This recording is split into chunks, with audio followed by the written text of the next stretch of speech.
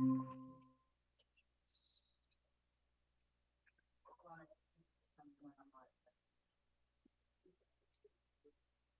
I think this in myself.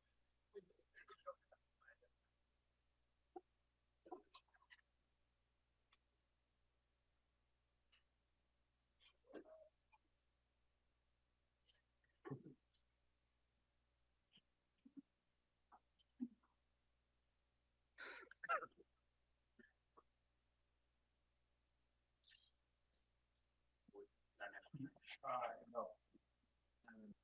I'm not either. I can do it virtually. Oh, okay. Oh, got it. Yeah, if I have to.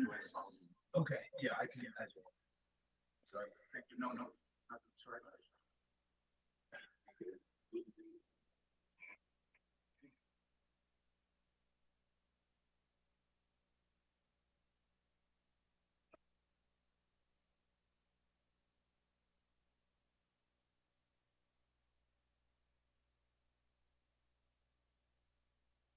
Talking about some of the handbook items.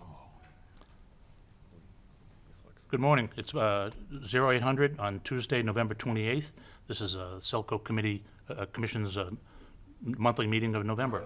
And with that, I call the meeting to order. The first item on our agenda for this morning is the October 2023 bill schedules and warrants. Any open for comments, questions? There's hearing none. Do we have a motion to accept approve the October 23 bill schedules and warrants? So moved. Okay, Second. Okay, all in favor? Aye. Aye. Great. Moving on to the second item. Meeting minutes of October 31st, 2023. Any comments or questions on the minutes from October 31st? Just a question on number 2. Were you able to second on the bills that weren't Miracle Connell? No, I didn't. I know I you thought I abstained, didn't. Yeah, so I thought I. was I it that somebody- weren't married. Yeah, the Yeah. ones that weren't. There yeah. actually were two, yes. So yeah, there we were two. I was able to second. that was- one. yeah. So Valerie, can we just check to see who seconded on that one? Yep. Thank you. Okay, great, thank you. Good comment. Okay, so meeting minutes, any comments? No? Hearing none? All in favor? Aye. Aye, okay. Review and consider approval of the cost of living adjustment. I turn it over to you, sir. Okay, thank you. So similar to last year, our intent was to prepare a memo kind of outlining the landscape surrounding a cost of living adjustment and highlight just the financial considerations that go along with that. And so as folks may have seen or may not, this year, fortunately, is significantly different than last year. Social Security indices as well as the Consumer Price Index actually align this year, with Social Security and the CPI indicating a 3.2% rate of inflation.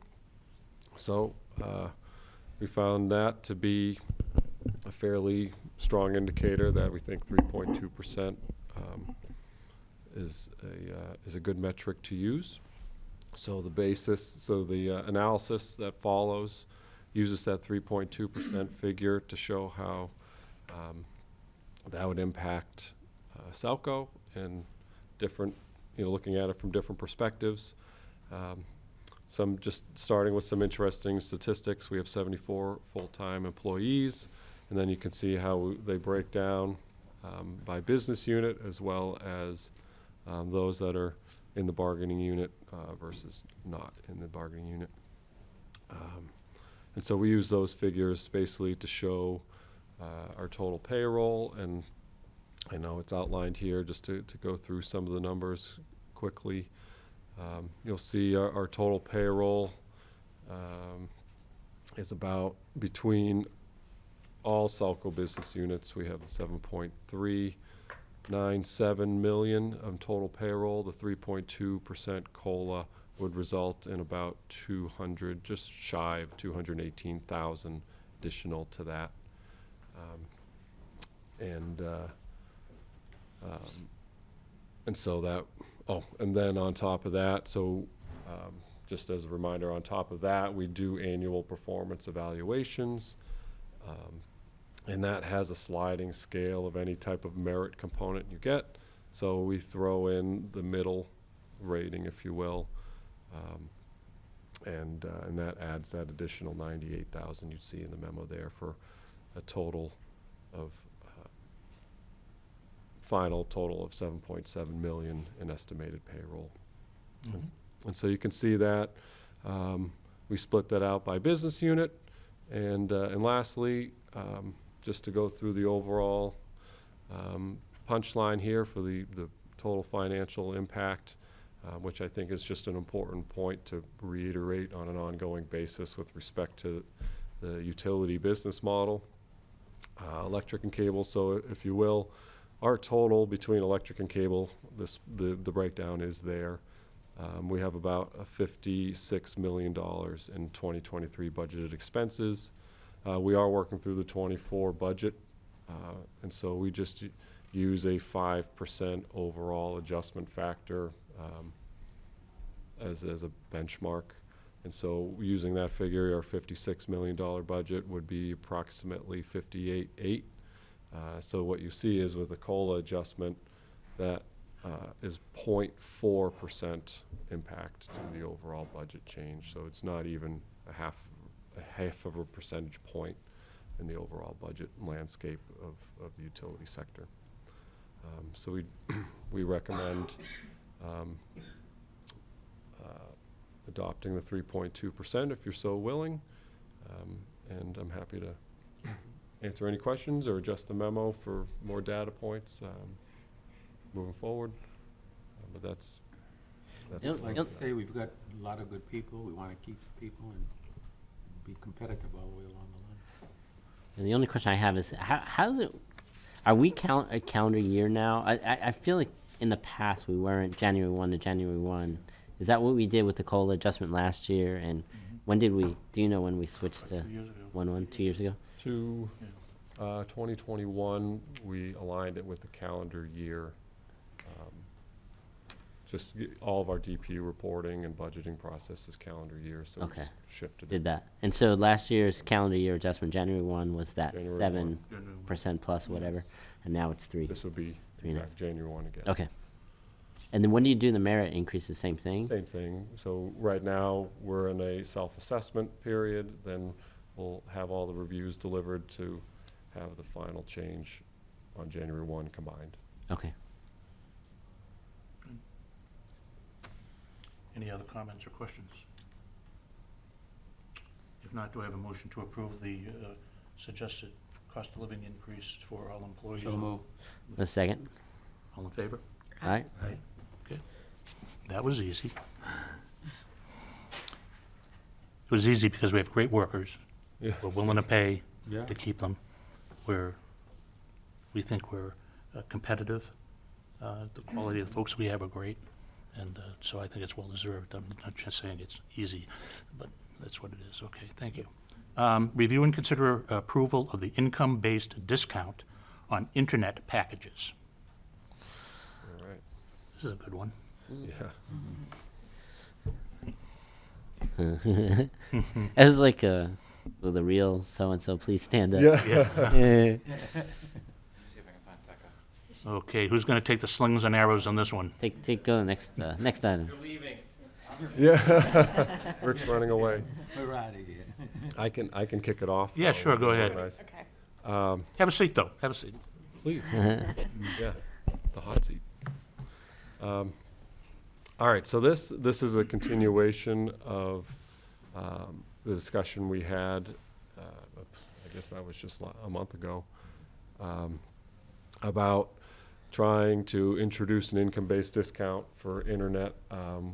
Over the last few months, we've received different questions, with respect to availability of such a program. There's been items in the news, with the ACP, the Affordable Connectivity Program offered by the federal government, and whether we participate or don't participate. So I guess I can just briefly summarize and turn it over to the experts. But basically, long story short is when the ACP was introduced by the federal government, we evaluated whether or not SELCO should participate. And at the time, well, which still continues to this day, the process to become a participant in the ACP program is lengthy and complicated, both from a SELCO perspective and the recipient's perspective. So that was something we didn't find desirable. And then with the uncertainty at the with funding at the federal level, we didn't see this as a necessarily sustainable program over the long haul. So what we opted to do was look into what we could do locally that would make this a sustainable program that achieved the goals that we were trying to accomplish for Shrewsbury itself. And so with that, with the research and everything we've been working on, is culminated into this memo for discussion today. So. Sorry, I thought we were still on cola. Okay, well, first off, we'll let everybody get settled in, and meanwhile, will you please introduce yourselves? Hi, I'm Ashley Fuller, and I'm the Billing and Collection Manager. And I'm Becca Keene. I'm the Director of Integrated Resources and Customer Experience.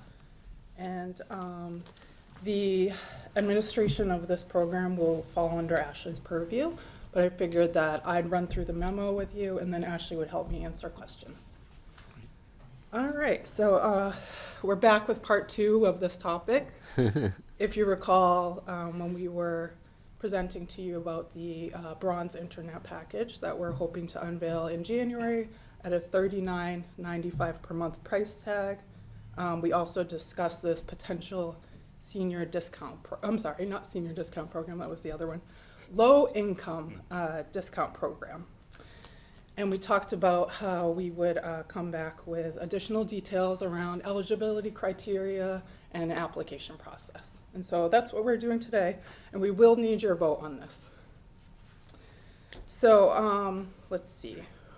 Our goal with the discount program is to ensure affordability and connectivity for all Shrewsbury residents as best we can. We think this is really crucial as a community-owned utility, especially in today's challenging economic environment, and since reliable internet is just an absolute necessity for work and school these days.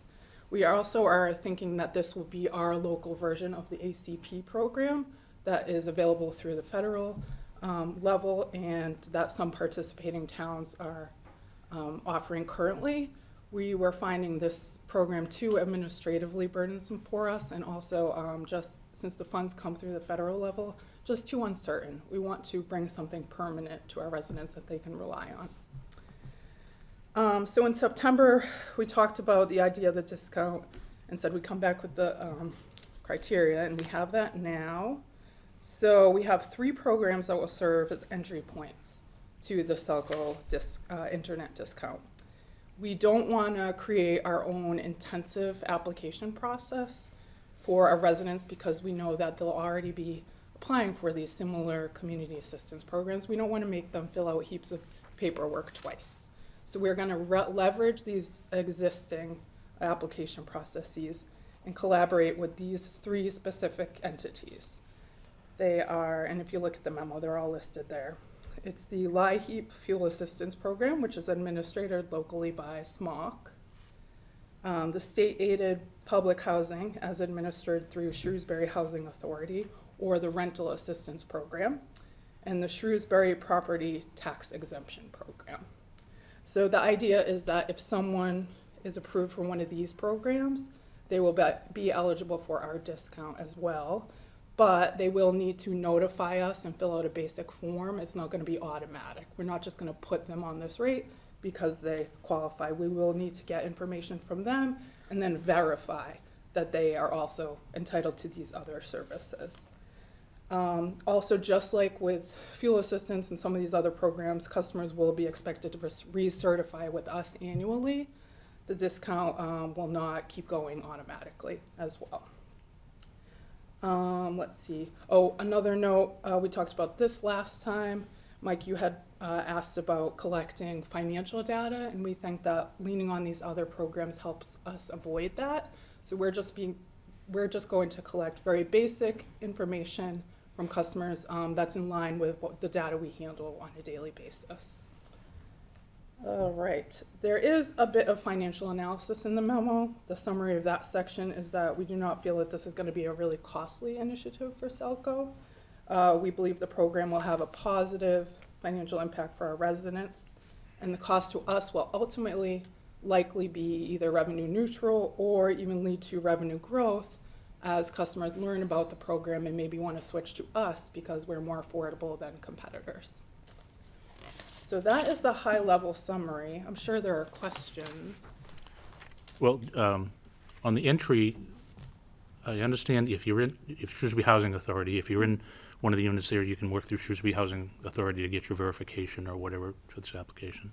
The Town of Shrewsbury Tax Relief Program, I understand you can do that. I am not sure how the Home Energy Assistance Program application works because we refer to South Middlesex Opportunity Council, SMOC. However, I do know that we have like warmth, with programs here. I think Shrewsbury Youth and Family Services takes some things for fuel efficiency. Where do people apply for this Home Energy Assistance Program? Great question. So for SMOC, some customers do go directly to them at their offices. There are people at the Senior Center and Shrewsbury Youth and Family that are able to help and go through that process because they've worked with SMOC, so they know how to help people fill those out, and then they help submit those forms to SMOC for them. Now, where's this SMOC located? They're in like the Framingham area. Oh, okay. So you can contact them, phone, email. Yeah, I'm just trying to make it as easy as possible to see what's. Yeah, people don't have to go there. Usually when people call me, depending on their situation, I usually gear them towards one of those two resources that are right in town, and they can make appointments with them. Okay. So it's kind of a paid political thing for Shrewsbury Youth and Family Services to support them in that they're not standalone, basically. And then you have the Senior Center, which does a great job as well, so that's good. Okay. There is a customer portal as well that people can submit paperwork to. I'm not sure, Ashley, if the entire process is electronic like that, but there at least part of it is. We did check on that. Okay. I have a couple questions. I love this program. I love the idea of it. I always thought the emphasis on senior discount was misguided, and the idea of low income discount is really what we've always should have done. So I'm proud that we're finally shifting from that concept. I know there are a lot of struggling families, and it seemed like we weren't doing anything. We are doing quite a bit, but at least not formally doing anything. So I think this is the right direction.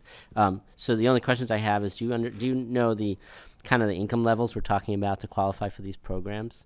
And the second question is, on that, how burdensome is that kind of recertification each year, and will that become a barrier to entry or a barrier to continuation? Because you're not looking to create barriers, but you're looking to verify.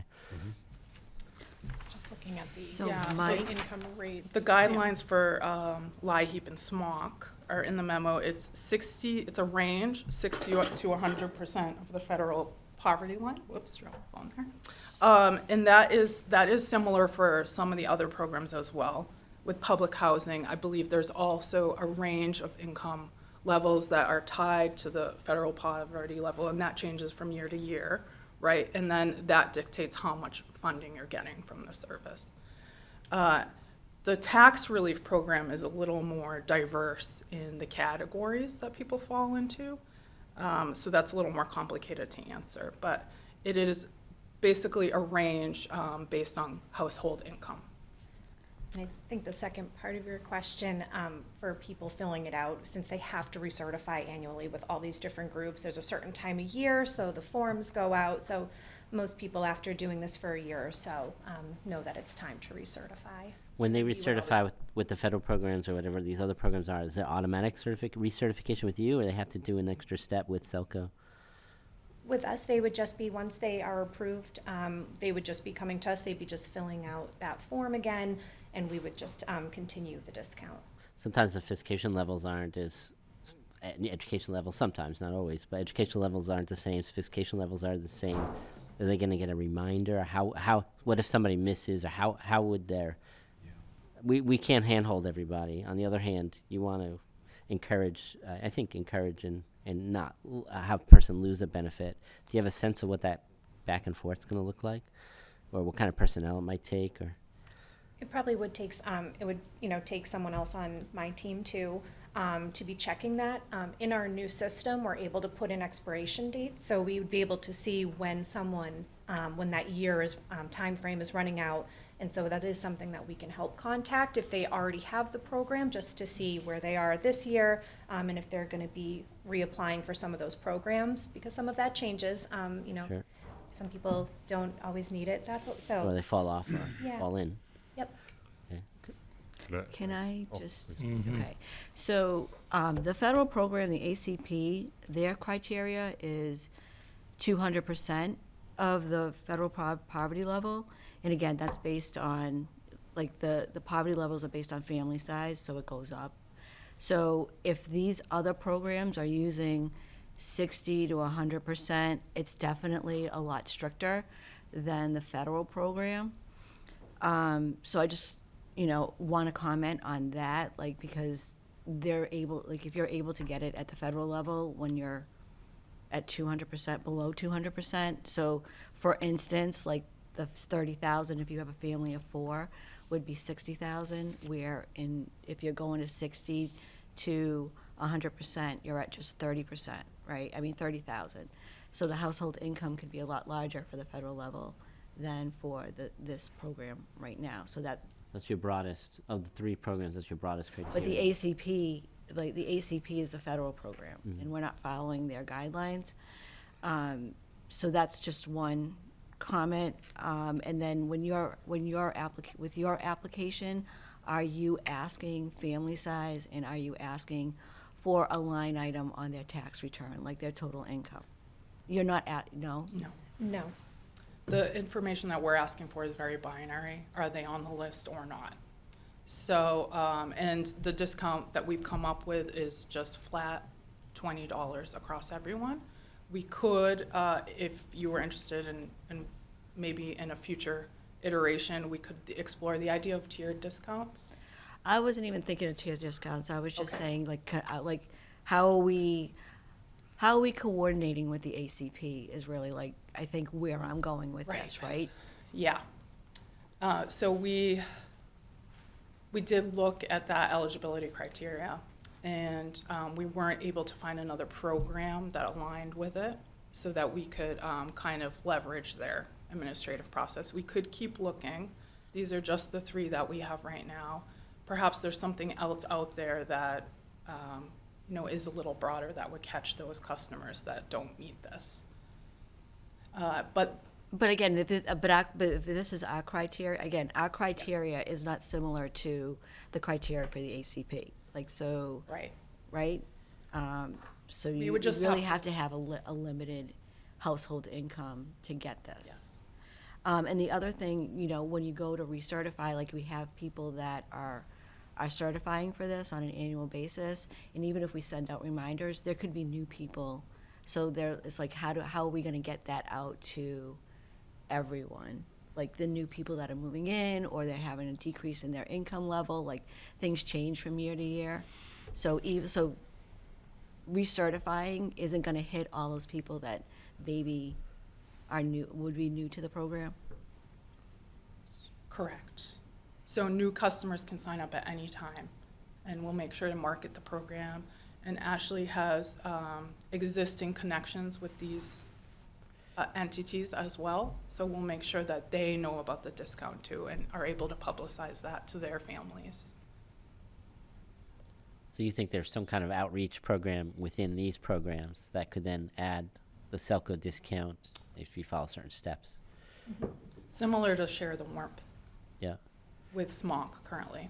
From my understanding, Share the Warmth is the participation can be kind of low at times. So that particular outreach is sometimes not that helpful. Yeah, and you had asked earlier about the application processes and the paperwork and how that can be a burden. And Right.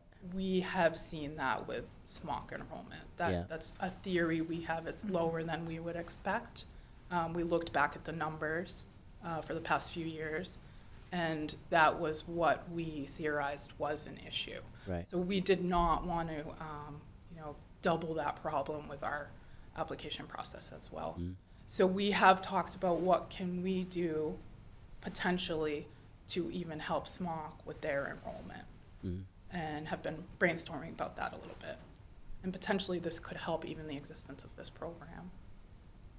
Is the renewal every January, or is it based on the calendar or the month in which the person started participating? For fuel assistance, they can start applying about October. This year was a little bit late. They were waiting for the state to approve a few things so they could send out the new application. So usually people are doing that between the October and December timeframe. The last 2 years, they've kept it a little bit longer. So normally in the past, you would have it done by a certain date. It's been extended the last 2 years. So they were still approving people, in January and February for that program. So we have a renewal process for us. Is there like a drop dead deadline? You must renew by January 1st to qualify for the year. You must renew by January 15th to qualify for the next month. What I'm thinking about is, it's strange, but absent procedures and processes, you could actually have like class actions, things that, you can get liability or vulnerability relative to not setting, real deadlines and real dates and real procedures. Obviously, we just want to have an open door and welcome anybody at any time. On the other hand, when you're taking away a benefit, you're giving a benefit, people sign up. When the benefit goes away, failure to recertify, failure to meet a deadline. Well, now that's something that's been taken away from somebody. If that's done in a class, and it's not done according to certain rules, you could face like class action type lawsuits. And I'm just wondering if, how set those procedures will be. So we had been thinking about a 12-month recertification process. And like Ashley said, the system will send a note to us. It will give us a pop-up if someone's eligibility is expiring. We would have to run a list, probably on a monthly basis? I would say monthly. To get that. So that would mean that folks are kind of spread out across the year, right? But would your advice maybe for new customers be to let them know that there is going to be an annual deadline that everyone's going to have to follow? I almost don't know the right answer, to be honest, other than I know you need to have, to kind of, wrong way of saying it, but kick somebody out of a program, no longer provide the discount. You've taken away a benefit. It has to be because they failed to meet some deadline, but I'm sure you're going to show as much kind of compassion as possible when the person says, oh, let me do it now. But the question will be, well, do I make it retroactive, right? These kinds of things. And then do I treat everybody equally in these kind of procedures? It's kind of administrative stuff, but you'll have to come up with a uniform way in which everybody is treated so that there's no question as to, well, you did this for that person, it's somehow 30 days from guideline. the time you say you get into the program in February, you have 30 days to take the discount. You put like a time limit, like. Yeah, there just needs to be, I think, some Recertification. dates and timelines in which to say, yes, you can get the discount for last month or not, or we can only do for the following. Just again, treat everybody uniformly, and there's no sense of Chris, favoritism. what do you have? So if I may ask a question which might help clarify the other question, which is, do you anticipate that we would have the system set up to automatically switch a customer on this rate to the regular rate once the certification expires, or is the system set up such that what happens is it stays in the income verified rate, and say the year passes, it enables us to go back and say, hey, we didn't get a recertification, can you refile it? It's been 13 months. So you're not automatically transferred to the regular rate. It just enables us to go back and say, hey, we noticed it didn't happen. And so it. Yeah, but you don't want to end up like on this rate and not getting recertified. I think that's the caution there, that they stay on that and they no longer qualify. and they continue to get this discounted rate. Then do you go back and recoup the $20 a month because they deliberately did not recoup? Yeah, I mean, that's a give yeah, and take. yeah. So just to help answer some system questions, Who are you, and could you come up to the mic, please? we're usually loud enough. Just to help answer some system questions, I'm pretty sure the system will not automatically move someone back. It's just we can run reporting and double check things. From the way SMOC's process works, every fall they send out and they do a kind of a mass thing to all their renewal people and whatnot, just saying, hey, here's the type of information we need. And if you're with the SMOC program, and it's a benefit to be with the SMOC program as well if you're low income, because they provide all this other additional funding and they'll help pay down your electric and stuff like that if they have extra money. It's easy enough at that point where they have deadlines. If you didn't go through the SMOC stuff, where we could then set those administrative rules based on that. From like a housing authority perspective, I believe you have to qualify to actually live in that housing. So we would know you were moved out of the official housing, and at that point you'd lose it. So I don't see any, from an administrative perspective, I don't see any issues with us being able to set up hard deadlines that'll make all this type of stuff work. Well, their qualification period is like an annual basis, right? It's like based on where you're gonna have it's a floating deadline, because it's like whenever you sign up, that's, that, It's a right, it's a 12-month, yeah. 12-month. Yeah. But what I'm saying is, these other programs are based on a calendar year, so like you have to qualify, right? Like you have to qualify by the end of this year to get it for the upcoming year. I think what you're going to end up seeing is most people will end up on our calendar year type cycle. So if you move into town mid-year, I believe there's still ways that you can sign up for SMOC mid-year. I'm not 100% on that. I kind of remember that from my past. But then at that point, every fall, we'd probably try to bring you into the cycle of just renewing. Usually these type of programs, if you are already on SMOC, you could be eligible for like a low-income electric, and we wouldn't even ask you for more paperwork.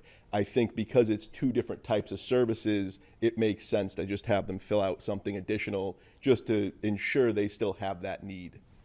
But I think from an administrative perspective, we'll be able to set guidelines and kind of rules to follow that'll make all this kind of work for the customer. Our systems even have the ability to send emails and communications to targeted groups. So at the point that we know, this is the list of people that it could be expiring, we could be sending out communications right then and there.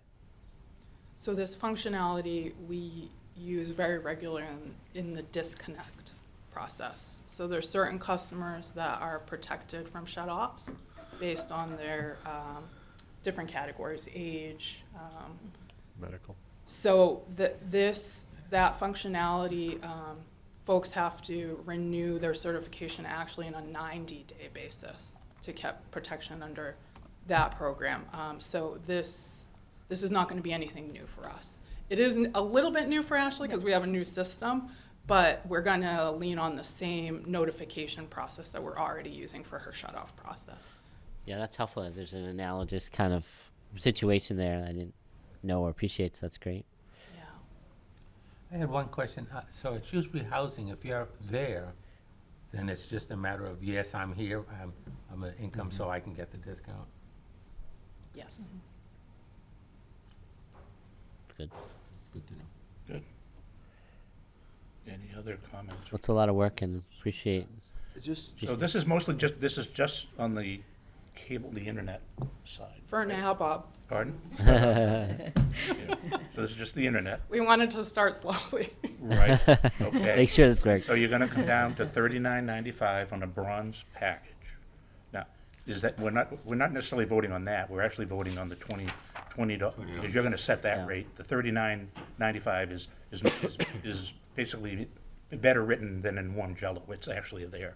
So the $20 that we're gonna vote for is the reduction, so that somebody could actually have a bronze package internet for $19.95, okay? And it's based on income slant, versus age, okay? And it gives still basic internet capabilities to these folks, correct? Correct, and I don't know if you caught it in my summary, but we are hoping to broaden it and apply it to all 4 packages. Yeah, I didn't want to go down that road. Yeah. And if you look in the memo, there is a breakdown of what the basic cost is, the standard cost for everyone, and then that versus the discount is in the far right column. But that's not what we're talking about today. That is what we're talking about. Oh, okay, so good. That's why I Yep. want to make sure that.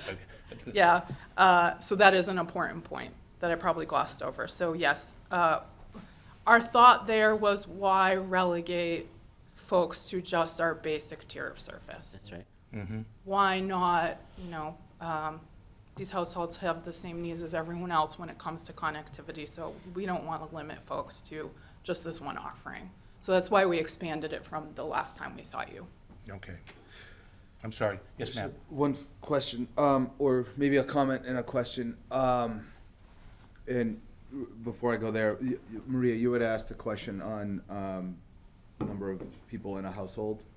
I know for the SMOC program, there is an adjustment, and for state housing assistance, things of that nature, there is definitely a household adjustment adder for number of people. Yes, in a- because in it's a based on the Based federal on poverty level. Right.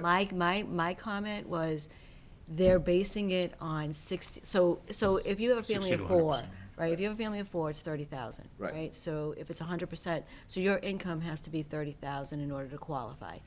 For the ACP, it's 200%, so you would have to have, you could have 60,000 and still qualify for Yeah. that discount. Right. I have a very similar question, not necessarily to the ACP, but across the 3 programs that we list as eligibility. I think we just want to be very careful that the eligibility criteria across all of those 3 are the same. If we're saying, if you qualify, we could be saying one of 2 different things. If you qualify for any of these, if they are, I don't know each of these, I'm a little bit more familiar with LIHEAP qualification, but I think we need to be very careful. Are we saying, if you qualify for one of these, all 3 of these, are the criteria all the same? Is it based off of the, a pretty standard federal government list out Massachusetts, every year, and then there's those thresholds that are sent. HUD has, I think HUD uses the state-specific criteria that are set out. Even regional. The regional, yeah, and the regional that Yeah. SMOC would then roll into. I'm not as familiar with those other ones, so I just think if we were gonna publicly go forward, just making sure that there is consistency across all of the things that we're referencing as I think that's the possible criteria for us to qualify people for. So our thought was to be less restrictive and say any of these would qualify you. Does that take care of your concern there, or do you think we should be more making sure we're using one guideline? I think whatever makes it most simple and accessible. Yeah, Why should it be any one of them? yeah, so that was what we were thinking is, if you've gone through the process with one of these, you're good for our discount Because as well. from a volume perspective, I would imagine the SMOC process has the highest volume of the, well, I mean, I don't know about the tax relief program. I have no idea. That's probably pretty. I would say that last year, they had 260 people that qualified for the tax exemption in Shrewsbury. For fuel assistance, on our side, for the electric side, there was only about 24 people that we had. But their secondary, people that have either oil or gas, there was 134 last year. So, so the numbers are about the same altogether. But the bottom line is you're still about 100% of the poverty level, which is $30,000. All 3 of those inputs or people that we've been taking the information, they all have that same guideline, basically, plus or minus. Well, no, they have different guidelines. Okay. Because I'm just like I just looked up the state one, and the state is less than 80% of the area medium income. So it's local, right? And the other one is 60 to 100% of the federal.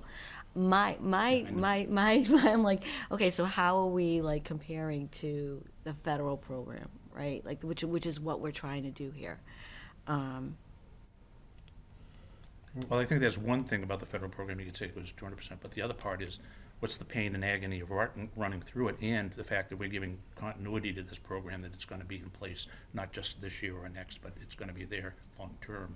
So, yeah, I agree with what you're looking at, is opening the eligibility, but the other part is. you know, Yeah, there's other, I get and it, yeah. There's other things that are compared on that, my own opinion. Mike, you raised your, no? No, I'm all set. Okay. Yeah, I'm all set. Yeah, I think just like one closing thought, I think Maria raises a good point. Are we trying to, I guess it's the intent of the program, trying to match that federal sort of criteria. The consistency does weigh, because federal funding year to year is all over the place. But I do think because of the sort of footprint SMOC has on a number of programs that are accessible to people in town, that to me jumps out as one that I think is probably emblematic of what we're trying to replicate from a criteria perspective, from a simplicity perspective. But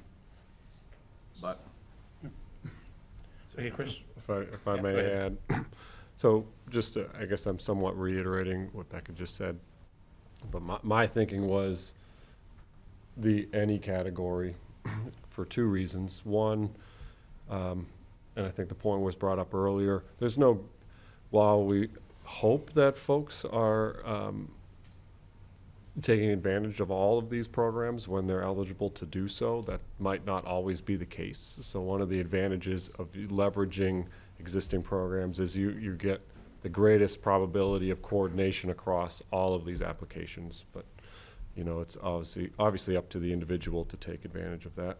So being a participant of that is one.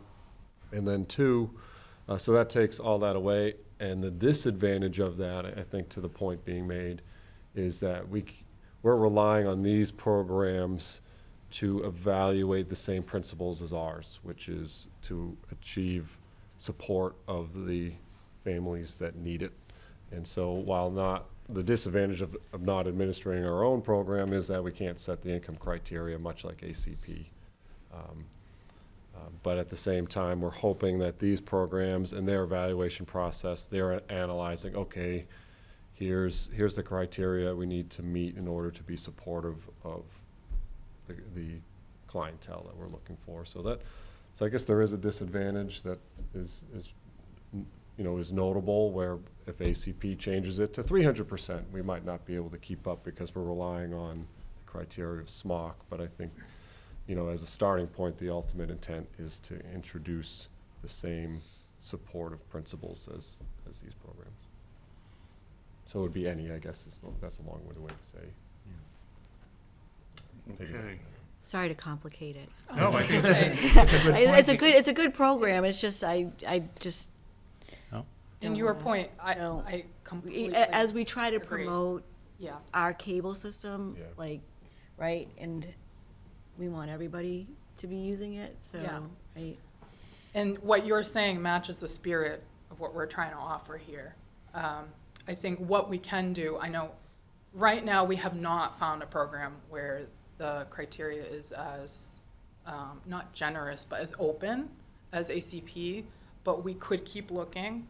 Right now, the only way we could match that is if we were to create our own application process and develop the in-house capabilities to do all the vetting and the data collection and stuff.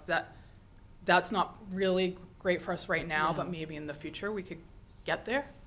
No. So that's another option. So why don't we just make a note to keep looking at other services that might work? Yeah, cast a wider net's probably at least it's exactly. not a problem, a bad thing. I would love a follow up to see successes and failures of the program, Yeah. whatever months from now. See, I'd love to hear how you think it's going, what the participation's like, kind of what's been more difficult than you expected, what's been easier than you expected. I'd love to hear a follow up on it. Could I just ask a quick framing question? As I see we've been over this before, so I apologize. The bronze package is newly to be rolled out. This is going to apply to all 4 categories, correct? Right. 50 to 1,000 is the range between bronze and platinum. What is today's standard of coax? Of coax. What could we get today pre-fiber? Trying to just put this in context. 500. I was going to is say 500. really- Is the max? In our Yeah, in our existing plan. Well, and it's only in one direction. Yes.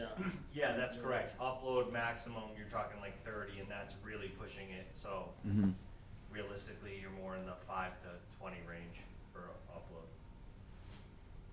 Okay. Sorry, I was just trying to. And I do see the difference. I did move from fiber to coax. So you did, yeah. Oh, The other way around. From Oh. fiber? Yeah. because I moved to a different area in town, so. And so now, you know, I'm everybody's best friend down where I live because they think I'm gonna, because I'm in SELCO, where automatically fiber's gonna show up at the site, which is not gonna happen, What's that unfortunately. Just your house. So Betty moved. But it is a big, I can tell you, having seen the difference, it would be a selling point whether you had fiber or not. And to help these folks get that. Now, taking it the next step before we do the vote here, part of the reason that we're trying to get the bronze rate for internet, how will this affect in the next step, streaming capabilities? Well, that is one of the reasons, actually, the pricing for streaming plus internet almost triggered this idea for us. We do want to make it affordable for families to adopt both. So just in general, we are relating the two. And then Rick, I don't know if you have other thoughts on that question. No, I mean, so the bronze package can run streaming perfectly fine. That was the reasoning behind the speed. And then again, once the package exists, the speed can always be upgraded too. So as standards grow, we just raise the speed. As long as we're there with that price point, I think that puts us right at the leader for, you're basically at Verizon's discounted regular rate.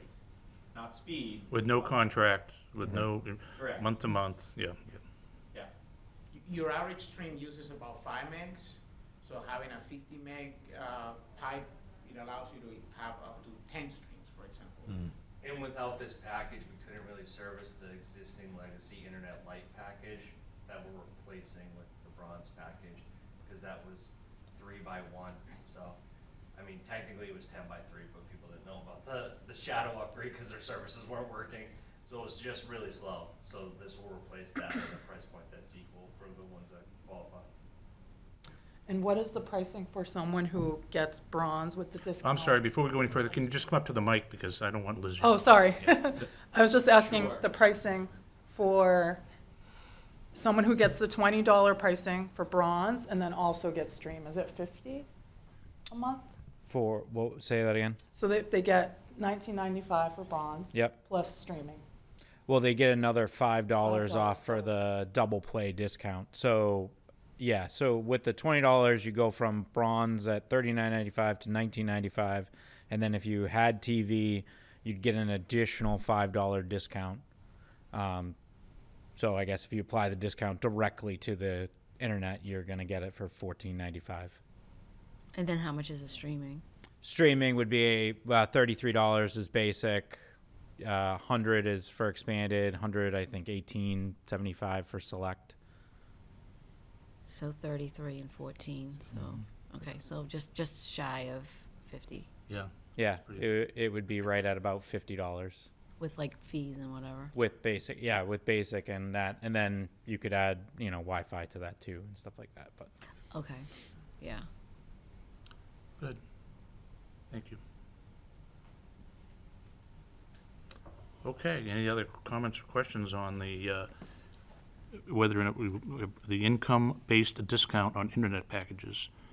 If hearing none, do we have a motion to approve the income-based discount on internet packages? Second. Okay, all in favor? Aye. Aye. Great, thanks. Thanks for your effort. Thank you. Okay.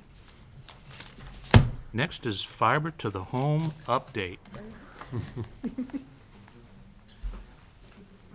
Come on down. Just on a side note, who has it in their neighborhood yet? Oh, fiber? Yeah. Oh, I had fiber. but- You moved. Yeah, and I moved, but the nice thing about having it, and I had streamed, because of when I got fiber, I did. So when I moved, while I had this downtick in internet, which was actually, and I see it much on the upswing, to trying to transmit stuff out rather than getting it down.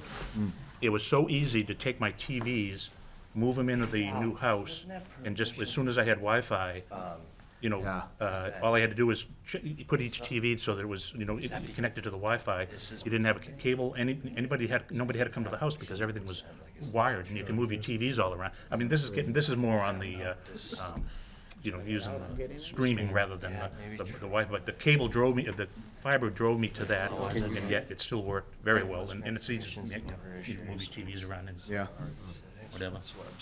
That's my story. I'm still. But I missed the fiber.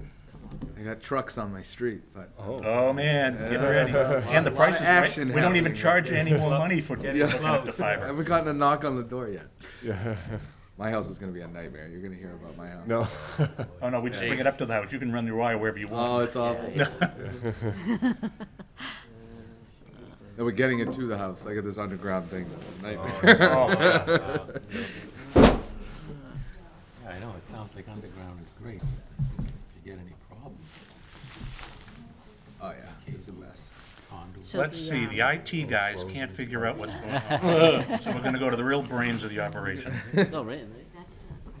Yeah, call the IT. for the, which is very restricted. more than You have to be- older. you have Yeah, to the be- fiber guys. Yeah, the fiber guys, not IT. No, I don't want, Conduit now. next thing they're all pouring out of It's the always office. redundant No, this pipes. is for the, They didn't always do that. They just you get one So pipe, it's like- one in. instead of That's, two. yeah. So it's like, that doesn't, yeah. I think so. I- Not Again, like, the thing is, it's like, You have, when you rates are ask cheaper, you what right? you So wanna if shoot our for. rates are cheaper than other, like, federal play, other, Yes. like, nationwide. So like Yeah. start, Cheaper, Good so question, but I do think we the need- 20th. start the like slideshow. that broader range of, like, 60,000, like, Yeah, 20th, you have 60,000, 12 to 2. and you have full Yeah. 720 in that. Yeah, that's a, Yeah, I think you have to. No, is that a Wednesday? Yeah, start at Oh, Wednesday, is it that's Wednesday? like for like small. I'm still be traveling for work. I miss it every year. I gotta work Oh. this week every year. I Nice. got done once. Well, that's what I'm saying, like, it's very. You squeeze it in for end of the year. I Yeah. remember I used to try to You know, come Or your elderly. when Michael, when I was, like back when I was state rep. I remember being able to come a couple years then. Yeah. It's not, It was not since. I mean, Yeah. No, people nice. be getting, Well, get. I'll have to keep that in mind for the next Bring, like, next one. elderly and How are we doing? Don't I mean, play around. technical difficulty. Okay, well, I tell you what, while you guys work on that, why don't I defer, and we will have the general manager's highlights. Oh. Discuss that, Sure. and while they can work to get that together. Yeah. It's not letting me. Okay. Okay? No problem. Are they All right. So on the internet? a slight departure from the cable realm. We tried to keep that lined up in theme, but I'll speak to a few electric-related matters. So in legislative bits, the theme here I was trying to highlight a little bit was rates and reliability. So I threw in some articles here that grabbed my attention. One of the things that I thought was noteworthy to say aloud is in this particular article here about microgrid model spreads in Massachusetts. There's a lot of discussions about microgrids. One of the things that I personally believe is a pretty good analogy is there's microgrid, and then there's also public power. And so generally speaking, one of the messages I like to convey is when talking about microgrids in a community like Shrewsbury is we serve a much more targeted audience than perhaps a large regional, maybe multi-state private utility. So from our perspective, when I believe it was American Public Power Association had a prior president that said public power is the original microgrid. So I look at microgrid in two fashions. One, perhaps one that we'd even look at, maybe powering a municipal campus during a disaster or something like that. But there's also the advantages of a microgrid in that, we're serving Shrewsbury and all of our crews are dedicated here 24/7, 365. So that's, I think, something noteworthy to keep in mind where we already in many ways of the definition have a microgrid. So I just wanted to kind of take that little soapbox opportunity with that article. Okay, stop. Oh, sure. You guys ready to go?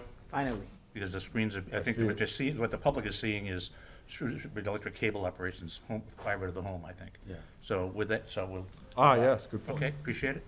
Gentlemen, introduce All right. yourselves.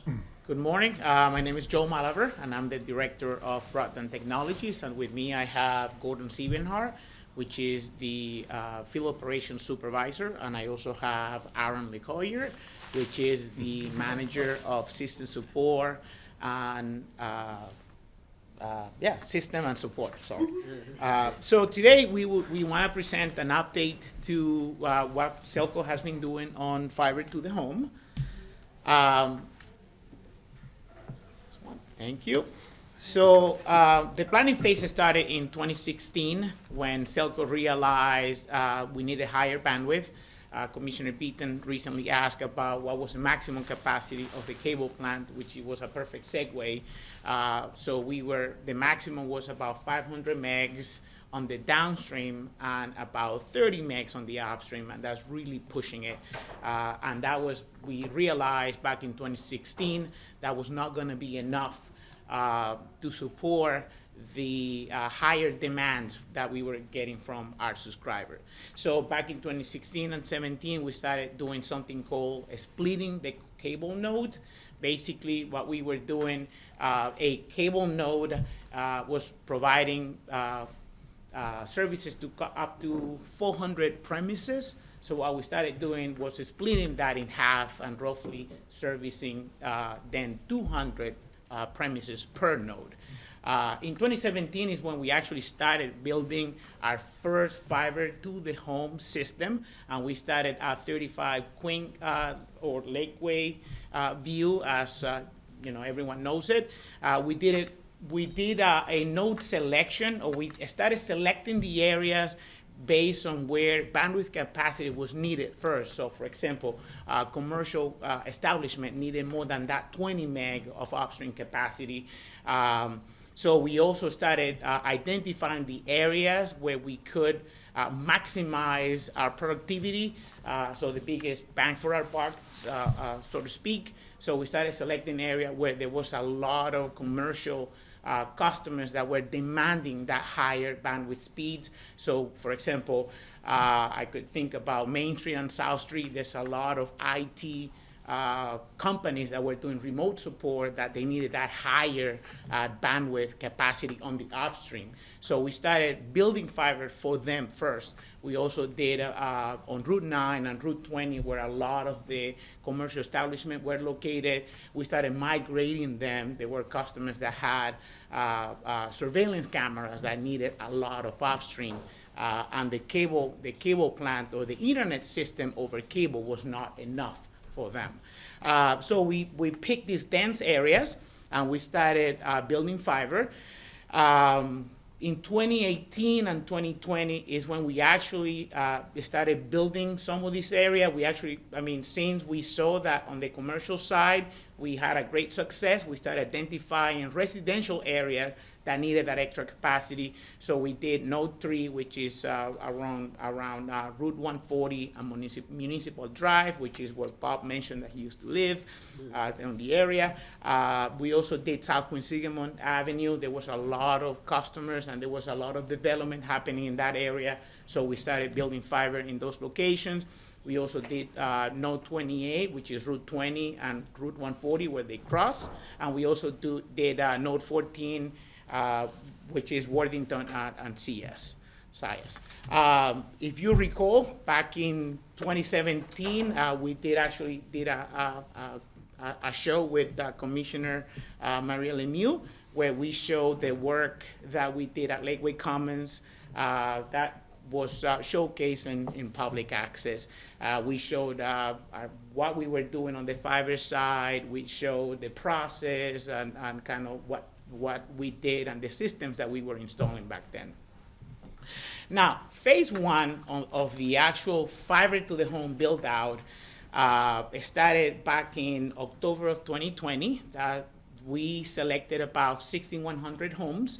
Up to this point, we had already built about 1,000. We had about 1,000 customers on fiber. So phase one, that's when we actually started building a larger portion of the town. However, as you may recall, in 2020, we were struggling with COVID-19, which that was a huge challenge for everyone. The supply chain changed the aspect of how things were being built. We went from a lead time of 4 to 6 weeks into almost 24 months, and that delayed the project tremendously.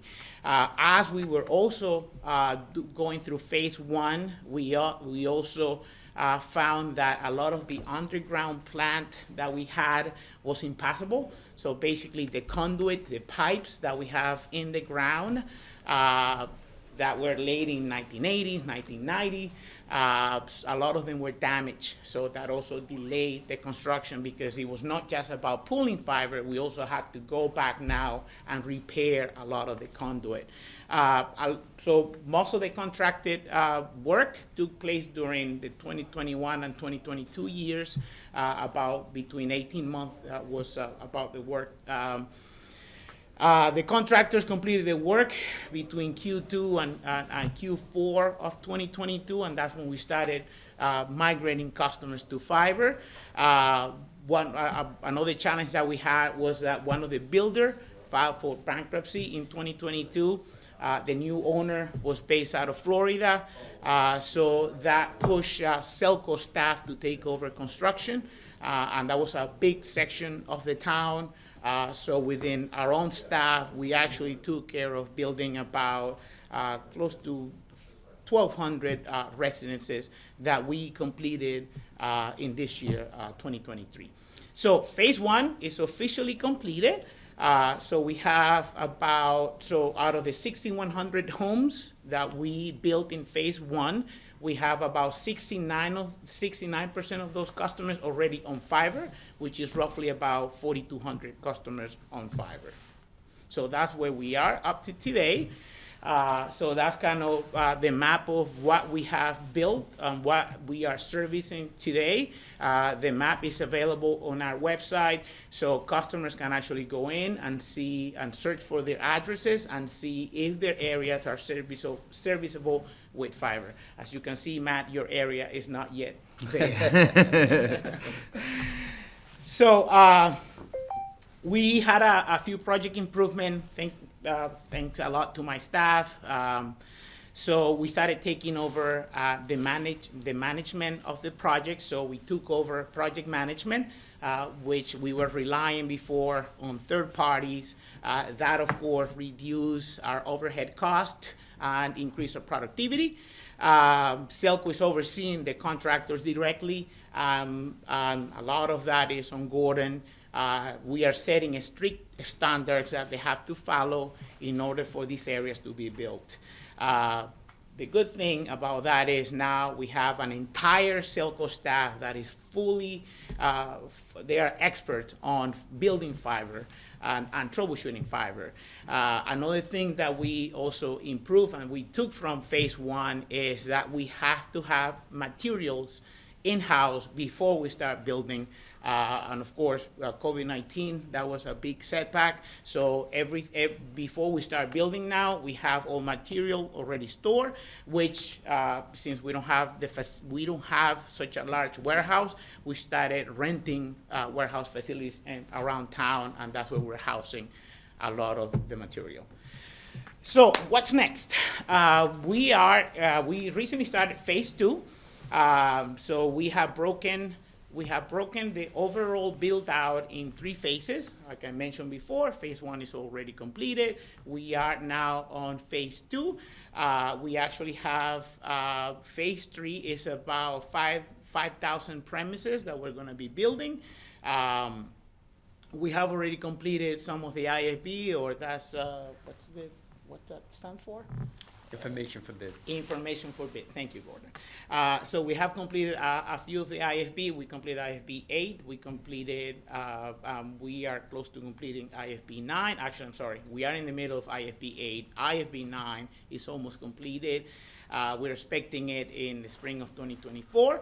And then we are already on the designing phases for IFB 10, 11, and 12, which are expected to be completed in the summer of 2024, which is next year. And IFB 13, IFB 14, and IFB 15 are expected to be completed in the fall of 24. So we're hoping to have phase 2 completed before the end of next year. And then we will be left with what we have defined as phase 3, which is about 3,400 homes or premises. A lot of them are multi-dwelling units or MDU. The good thing about the MDUs is they are all located in one area, so we're not running fiber for miles and miles we're not running miles and miles of fiber. So that is usually a quicker turnover. We are expecting to have everything completed by the fall of 2025, this will be phase 3. So this is the overall map of where we are hoping to be building based on the phases. And the map is also available on our website. So continuing with the presentation, I am showing a screenshot here of, this is a Gantt chart that we're using to manage our project. It is complex, as you can see. There's a lot of there is a lot of processes and stages that we have to complete. And for that, I'm gonna pass the microphone to Gordon, which is the expert on the construction side of the operations.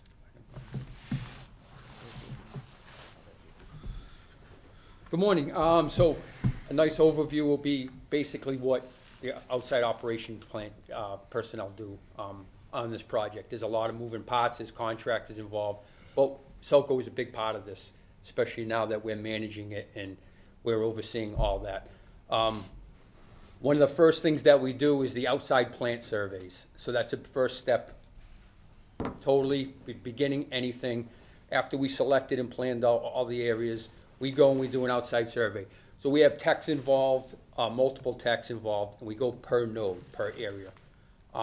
That feeds approximately 300 to 400 customers in that area. We break it down in nodes. If you hear that a lot, you'll know it's just one type of area. We methodically go through the existing plant, what we got now, how many customers we have on that plant, where are we putting things. We want to be less intrusive to the customers. We don't want to be really on their property that much. We want to make sure that we're going to do it right. We determine the placement of those fiber cables.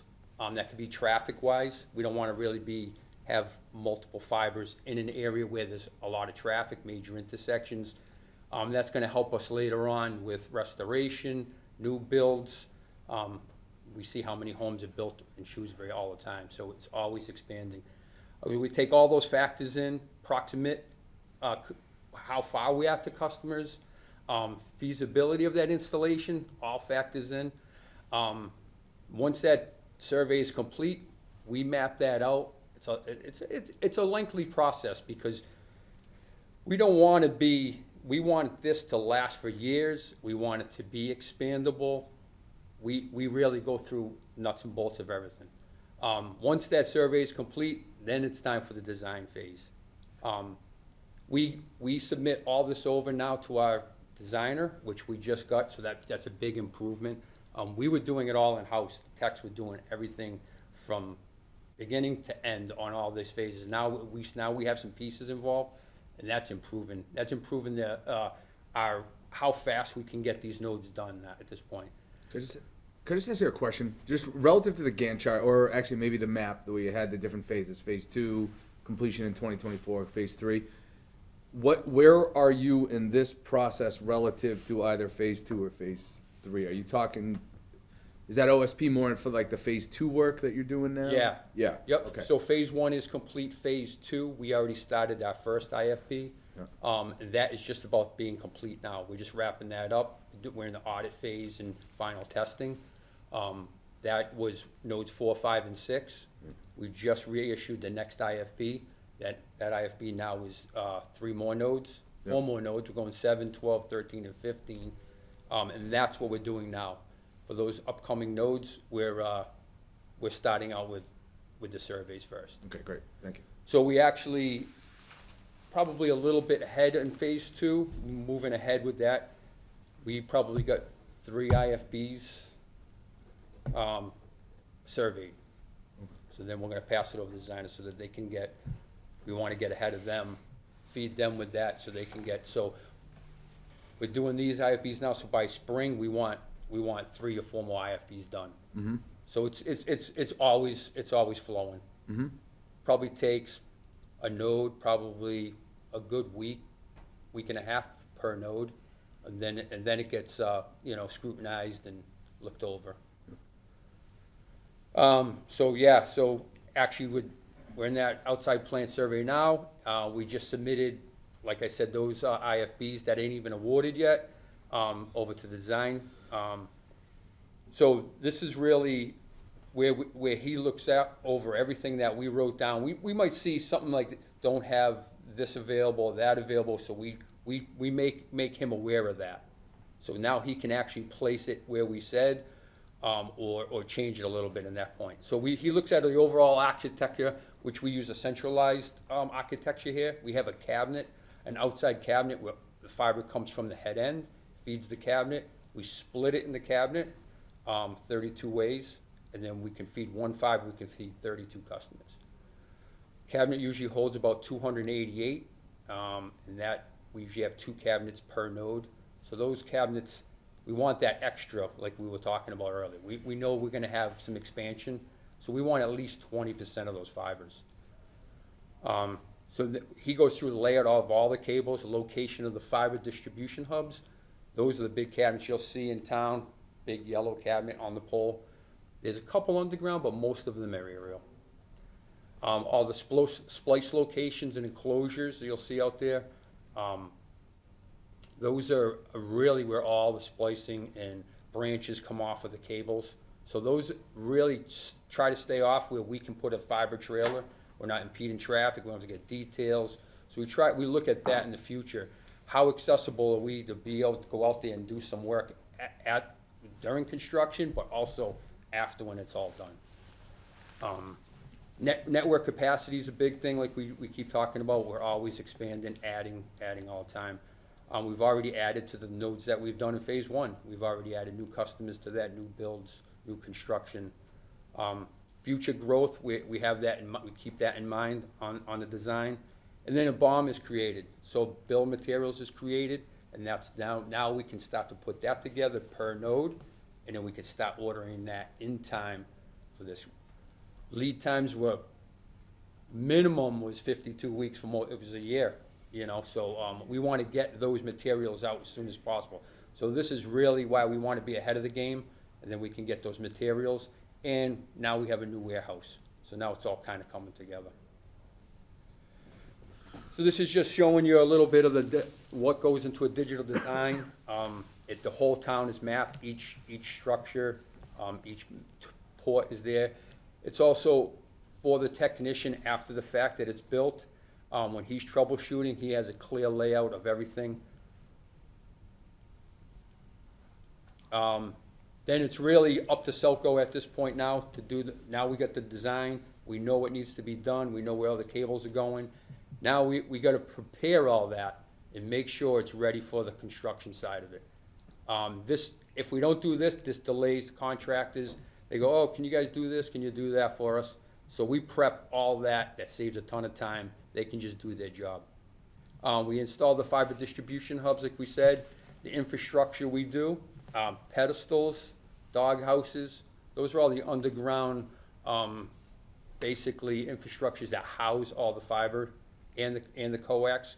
We got to remember, we're unique because we have a dual plan out there. So we have to make room for that, to share it at first, but also when the cable's dismantled, we're gonna have nice clearances, good room to work in. Poles, we gotta prep those for clearances. They have to have all proper clearances between power, safety-wise, and Verizon. New strand is needed. If we're gonna build fiber in a area to get to a customer, remote customer, we might have to add that. Strand is what supports the cables or the fibers. Sometimes we have to do that. The underground conduit, that was the biggest delay in phase one. We didn't know, we can't see, we don't know what's underground. So what we did is we went ahead of time and checked continuity in these pipes. So we found that there was a lot of broken, there was a lot, so now we're repairing them ahead of time. We've already got phase two completely completed underground. We had over 450 work orders for that. And that's probably about 1,200 subs we brought fiber to that we know we can make it to your home. So that was a big plus. So now it has mule tape in it, which gives a 1,200 pound tensile strength, so they can just pull the fiber in, do their job, and carry on. We have vaults and handholds in town too. A lot of them were shared with power, so we had to remove that safety factor and design our own and put cable and fiber in its own vault or handhole. That was a big project also, and that's also done ahead of time. So before any IFB is released or we award it, that's all that underground is taken care of. They also, while we're doing that and doing the drops to the home, we also install new house boxes on the house. We contact the customer ahead of time, we let them know it's coming, we ask permission before we bolt anything to anybody's house. Tree trimming is a big one because there's a lot of overgrowth in town. They need to pull the cables and they need to pull and lash it to the strand, so they need to actually have clearances all around all the cable lines. So that's another big one. We try to do a little bit in-house, but mostly Dylan Tree does the majority of it. And then we're... Not to stop you, but like tree trimming, years ago, the biggest thing we were concerned with was branches falling on top of the transmission line for electricity on the top. Yes. And if the tree wasn't leaning over those, but they were leaning over the cable, we didn't give a damn. Right. Okay? Are we changing our philosophy on that? And- Yes, Okay. yes, we are. Yes. How do you feel about losing internet? Yeah, yeah. So, yeah, I'll probably talk about it a little later, but it's really a thing, especially with fiber. And then after we do all those make-readies, we're just responsible, we make sure everything's safe, nothing's impeding anything, and the area's clean. Just wanted to show you on this slide some of the new infrastructure that we are putting in. These pedestals and underground, 40 years old metal cans that we put. So old is on the left, new is on the right.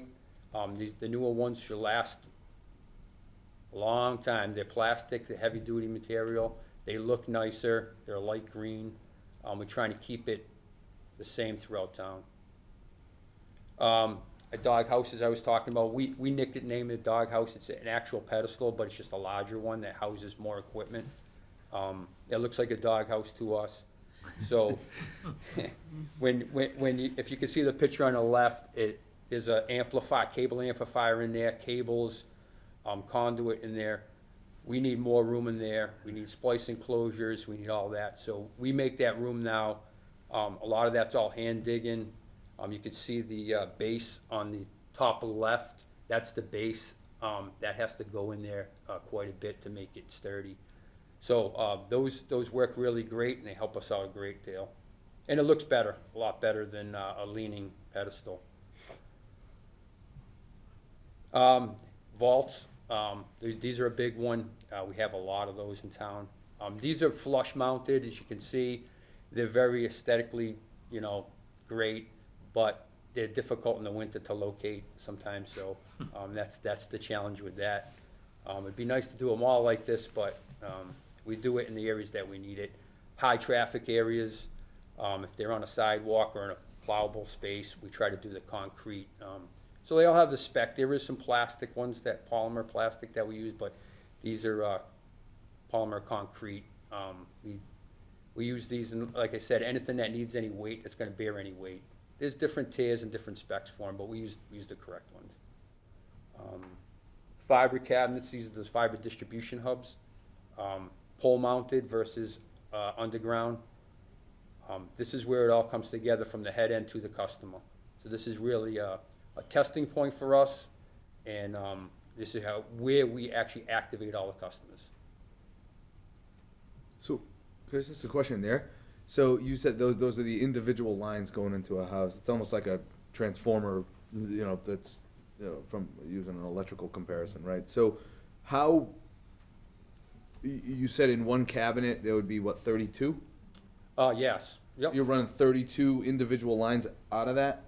No, actually, it's gonna be one input cable of a 48 count fiber and two 144s going out. Two, and then you splice off each of those 144s for each? Yeah, so the 48 count, we really utilize probably 20% of it right now. We use 12 fibers. 9 fibers will feed that whole cabinet. 9 individual fibers. So then we have 9 times 32, because we can split each fiber 32 ways. So that fiber gets split. So 9 times 32 is 288. Okay. So then we have two 144 cables output. So we can feed 288 customers off of that.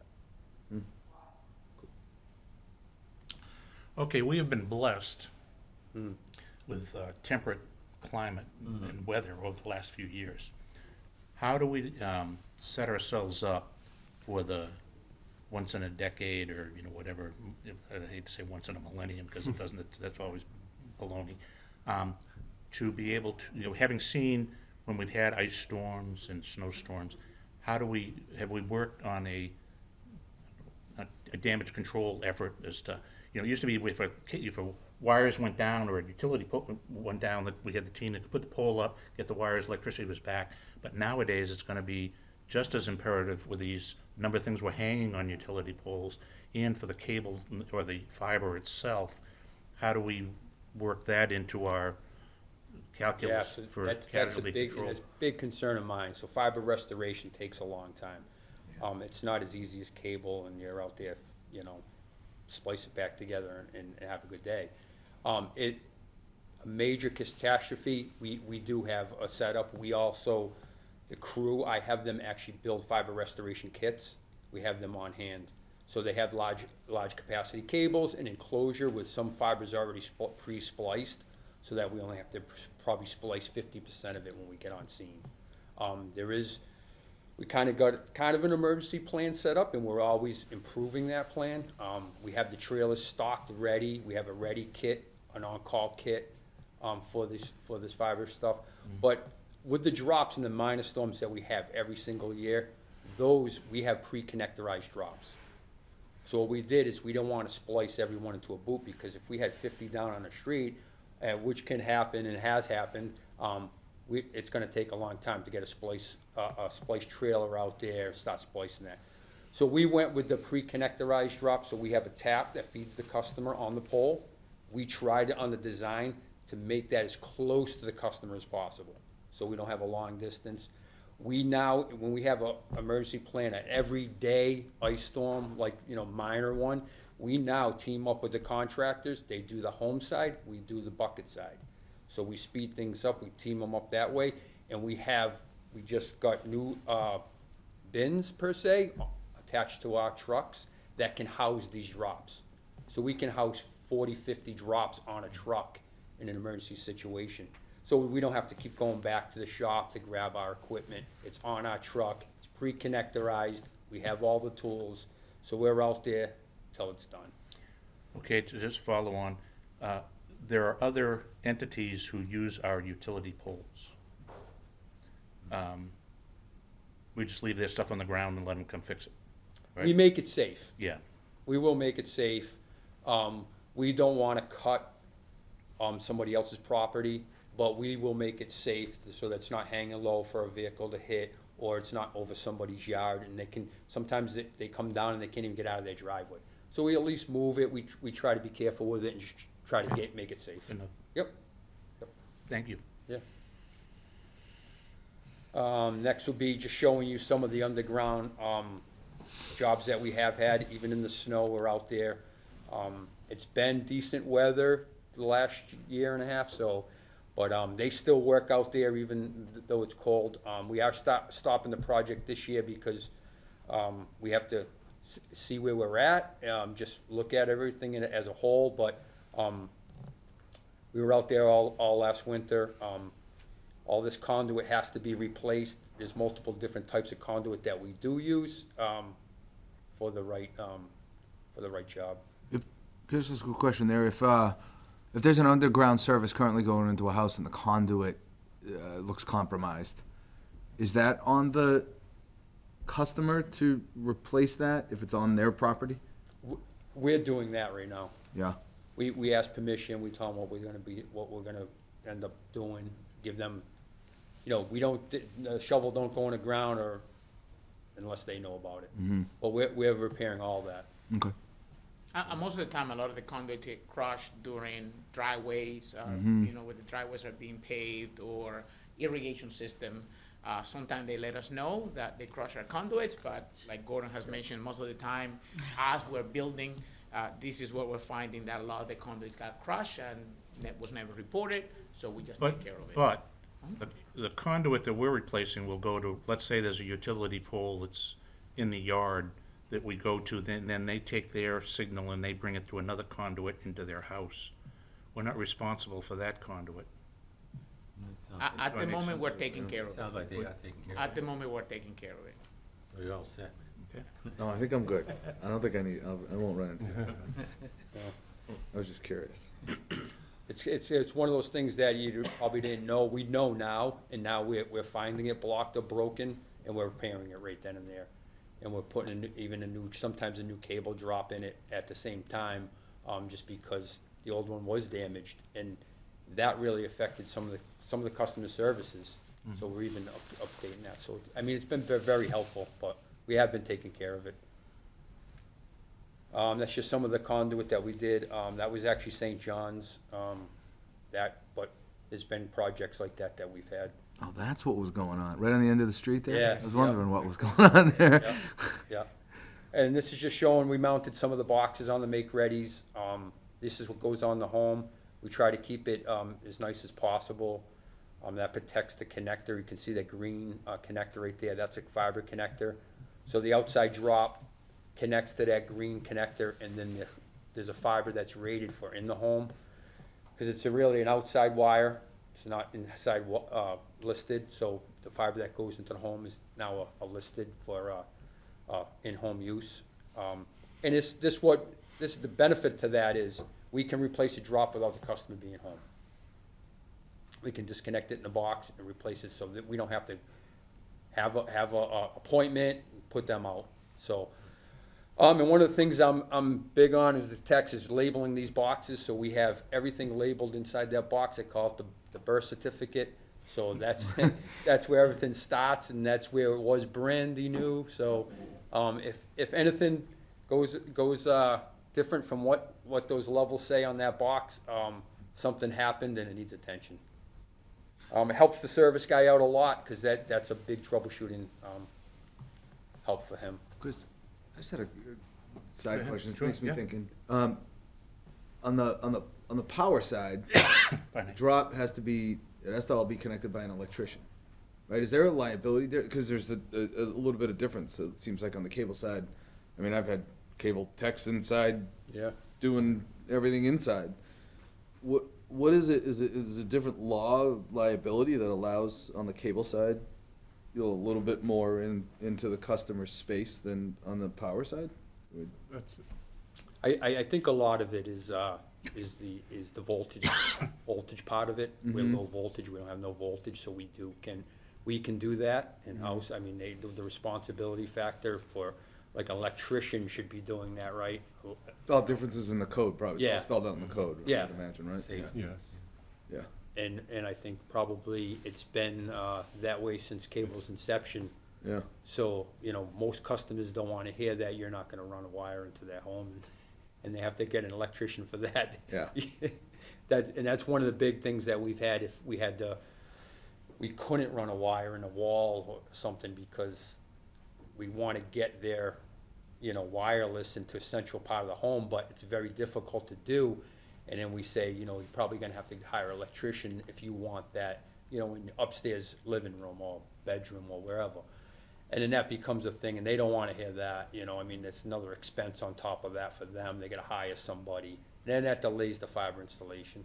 I was just add to your point, I mean, those codes change, so as you go into the house, now you're following National Electric Safety Code in many cases, and not, we have some, but not everyone, it's not a requirement to be an electrician, to file the permit, to run the wire, so as those codes change. Are you saying you will run a wire at home? Because I had a friend that said to me, he's gonna put fiber, and he said, no, you have to get someone to run the wire.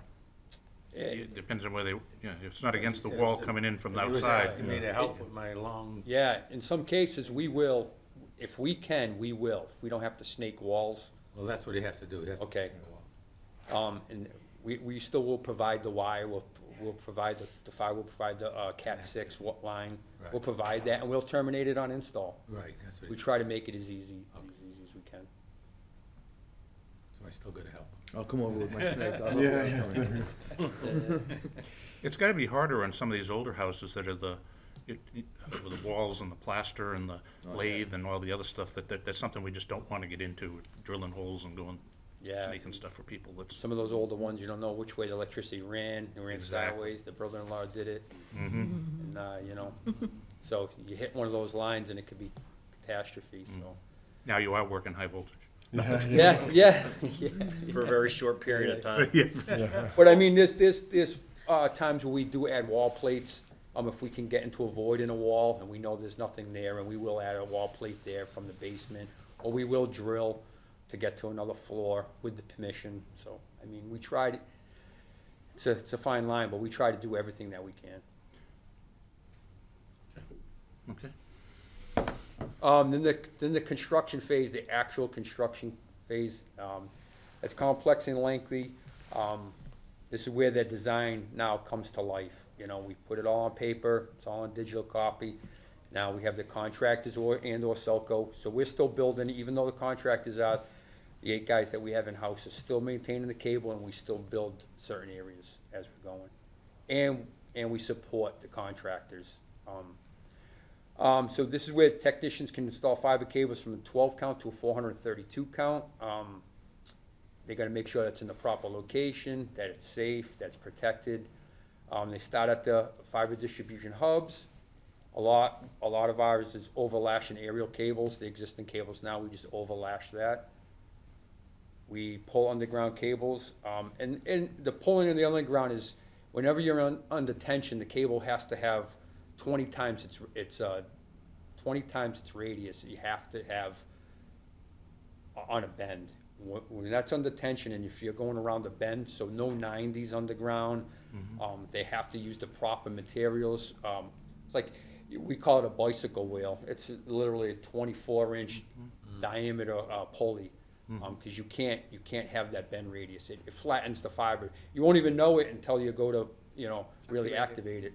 So it could be, so underground takes a little bit of time, even though everything's prepped. Then slack, another restoration factor is we want to be able, if something happens, a pole hit and the fiber gets damaged, power line comes down, a branch knocked the power line down, melted the fiber. We want enough slack in the system so that we can pull that slack from.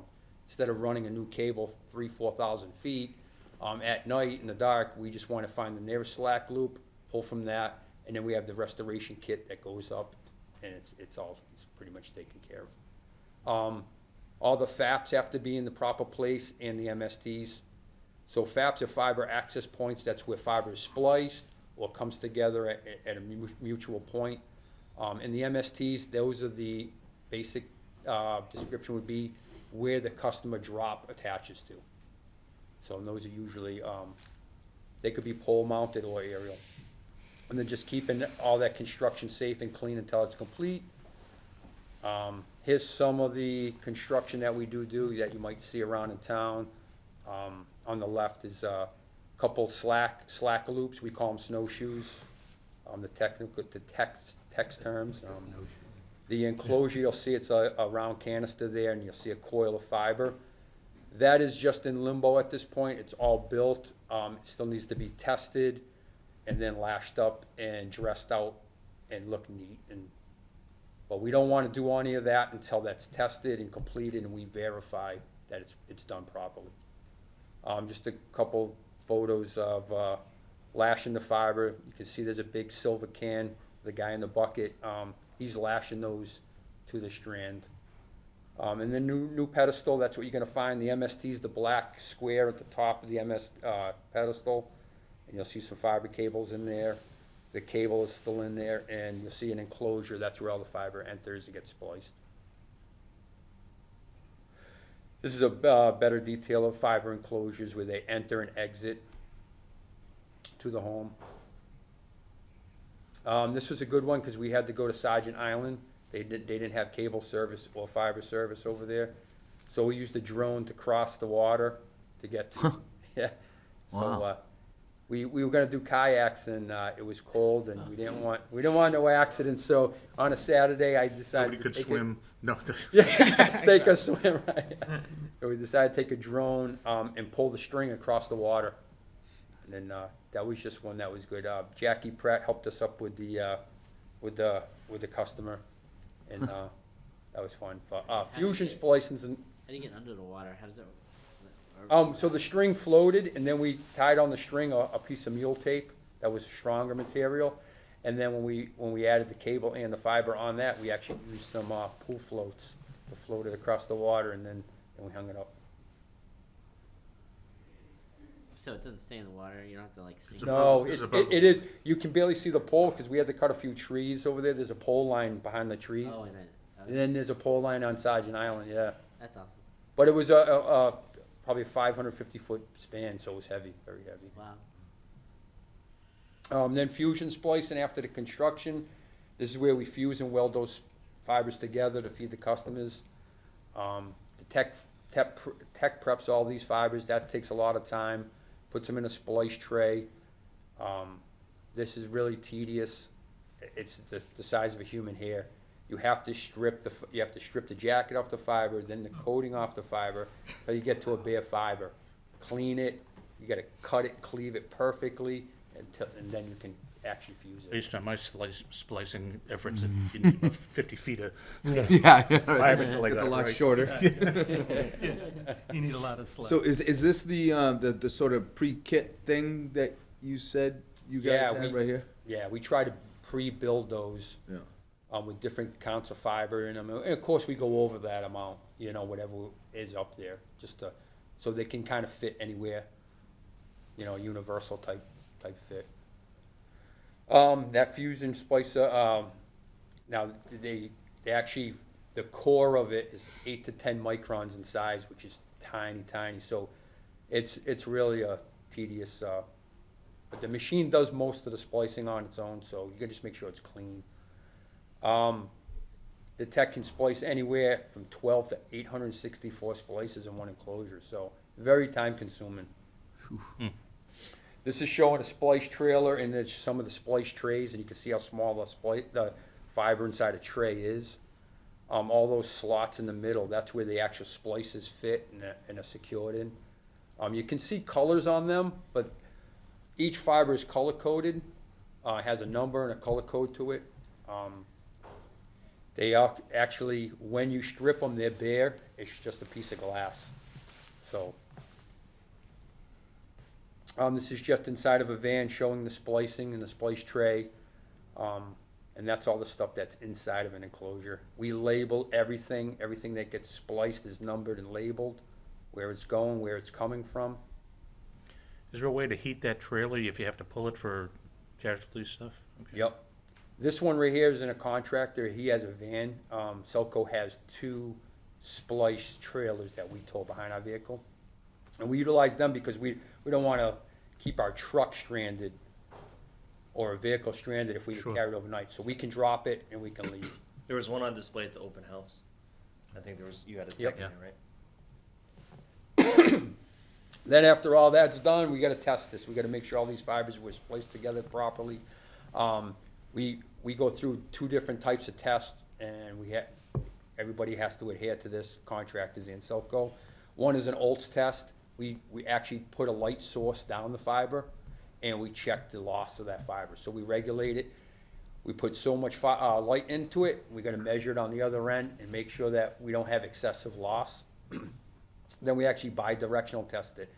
That's optical time domain reflectometer, that's shoots it downstream and upstream.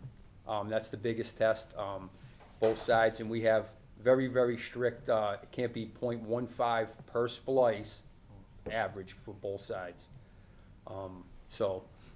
And that's for future use too, because now we're going XGS, we started XGS in phase 2, so that was another one.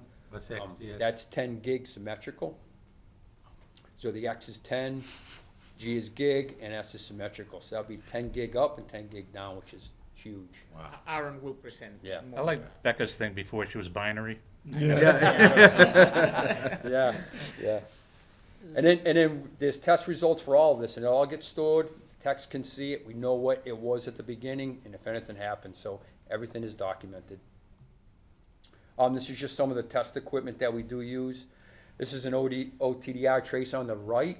The green means that that splice was checked good. Then you can see the next one is red. That one is a splice, and it's telling me I have an excessive loss of 1.2, which is out of range. The next one is green. It says 1/32. That's a splitter. So the OTDR checked the splitter and everything. So everything is definitely checked from head end to cabinet and cabinet to customer. And then the next one is a bend. So if the fiber does have an excessive bend on it, it will also tell us that there's an excessive loss just from a bend. Then we audit it. SELCO's team goes out there after that. We audit everything the contractor does, but we also audit ourselves. This is a physical audit where we check everything. We check the infrastructure, we check the lashing, we check every enclosure. Then we'll test a minimum of 40%. They gave us results, we're taking them, but we're also going out and doing at least 40%. Just to double check, make sure everything's on the up and up before we release it. If there's something wrong, we create a punch list. The contractor or SELCO will go back and repair it. When the work is verified, then we release that node for install. But before that, it's the home survey. We don't want to go to the home too many times, but we want to make sure that this install will be feasible. So we go do a home size up. Our technician develops the best plan. If it needs Cat 6, or if we can do a mesh system, whatever, we try to work it out with the customer, best available. We get the location of where everything's going to be terminated, which is the demarc in the home. Check out for best location for the ONT, the router, mesh system. He should be reviewing it before he leaves with the customer, making sure they know their responsibilities, we got our responsibilities. And then there's a electronic survey form that every tech has on their phone that they go through. The next slide, this is the survey form. So it asks all the questions. They have to answer every question, and we'll not allow them to get away with it and complete the form. So there's multiple questions. This is just a few of the things that they got to answer. And they mark everything down. If there's something we've got to go back, we'll go back. But hopefully this should eliminate all that. If the survey finds that we got the drop to the home, the box is there, the install is doable, they're doing the install at the survey. We don't want to impede the customer. We want to make another appointment, put them out. So we try to do it all in one shot. They also drop off this. They're dropping this off actually on cable service calls and surveys. We created a responsibility chart, indoor and outdoor, showing the customer and educating that customer on what's going to happen, what's going to transpire, and what everything looks like. So Val did a great job on that. Can I, way back, don't want to go back. When you said that phase 1 was complete, and you said about 69 or I don't know whatever the percent was, the people had gone to fiber. Okay. So now we go to phase 2. Our folks are going and doing these surveys at the homes and the people and that's as we bring phase 2 in, trying to get them online, and then looking downstream phase 3. there's gonna be a point in time where the people in phase one who are a day late and a dollar short and wanting to apply to have fiber brought to the house, that they almost have to wait in line if they don't get it done now. I mean, that's my opinion. I don't know. What are you seeing? Are we strapped, or are we okay right now? Because I just see it's gonna be a bigger demand for a lot of this in-home stuff. No, we're actively reaching out to the customers and trying to get them as Gordon clears the areas. We're actively contacting customers and letting them know that fiber is available. We have about 8 installers. We also have installers in-house. We have 8 contracted installers, and we have also installers in-house that are available. At the moment, we are keeping up with the demand. So far, I think as soon as one of the CSRs let us know that we are getting into a 2-week lead time of waiting, we'll add more installers as needed. But so far, we are taking. Well, I'm just more concerned about those that are gonna drag their feet and getting off a cable or not into fiber. Is that, hey, wait a minute, you had your opportunity. Yeah. Well, I mean, we are also shutting down the cable plant. I think that's what you're referring. Yes, exactly. We are shutting down the cable plant. We have already, I think it's 3 areas that we have already shut internet services over cable. So yeah, sometime, but we don't shut it unless the customer is fully aware. Even Gordon has his team knocking on customers' doors and making sure they are aware their service is gonna go out when we discontinue service. And the fiber service is the same price as cable service Yes, or internet? and faster. Yeah, and faster. Okay, so And it allows us to reclaim those nodes, right? Exactly, We- yeah. So as the number dwindles, that's when the CSR team will start reaching out, notifying customers that, hey, you know, you're the last couple customers on this entire node, we need to migrate you. And Gordon's team helps too with the door. Okay, so now coming to the current slide, the responsibility chart. Do our folks that come to do this for everyone, are they allowed, or do we have, or maybe we don't, maybe suggested, these are suggested wireless routers, slant, repeaters, or whatever the heck, it is that potentially will work. The people we've learned from other customers that have fed back to us that, hey, I know we have our own. Yeah, exactly. We try to sell our own first. Yes. And if not, yes, we are letting customers know that they can use, we have a list that. We do. So we have something that we can Yes. provide to customers that has a choice, because, I mean, some of these houses are not gonna be fired by just what we provide. But wait. Wait, there's more. Okay. It's coming. Okay. Before we get off that, though, I think there's one piece in here that I think might get lost on a lot of people, just kind of getting into this. I think we all have a network of cable lines running through our house, right? And there's a hub, and I got one of them running to another part of my house where my router lives, and, actually opposite end of the house. Now, what we're saying is that main router's gonna live closer to the entry point of kind of like where that hub is, where everything kind of comes into your house, where your line essentially comes in. And now we're all basically gonna have a bunch of antiquated coax cables running through our houses that'll probably never be used again, right? Yeah. As long as you don't leave your house long enough, people won't strip your wires and take your copper. But Yeah, right. That's why it's really nice with the new houses that run Ethernet, right? Yeah. It's there, Yeah. so any new construction, you can have it anywhere you want in the house, because there's the ports, but with Yeah. other houses, it's tough. And I try to find the new construction. We're around town all day, and I go in there and I tell them what fiber's coming.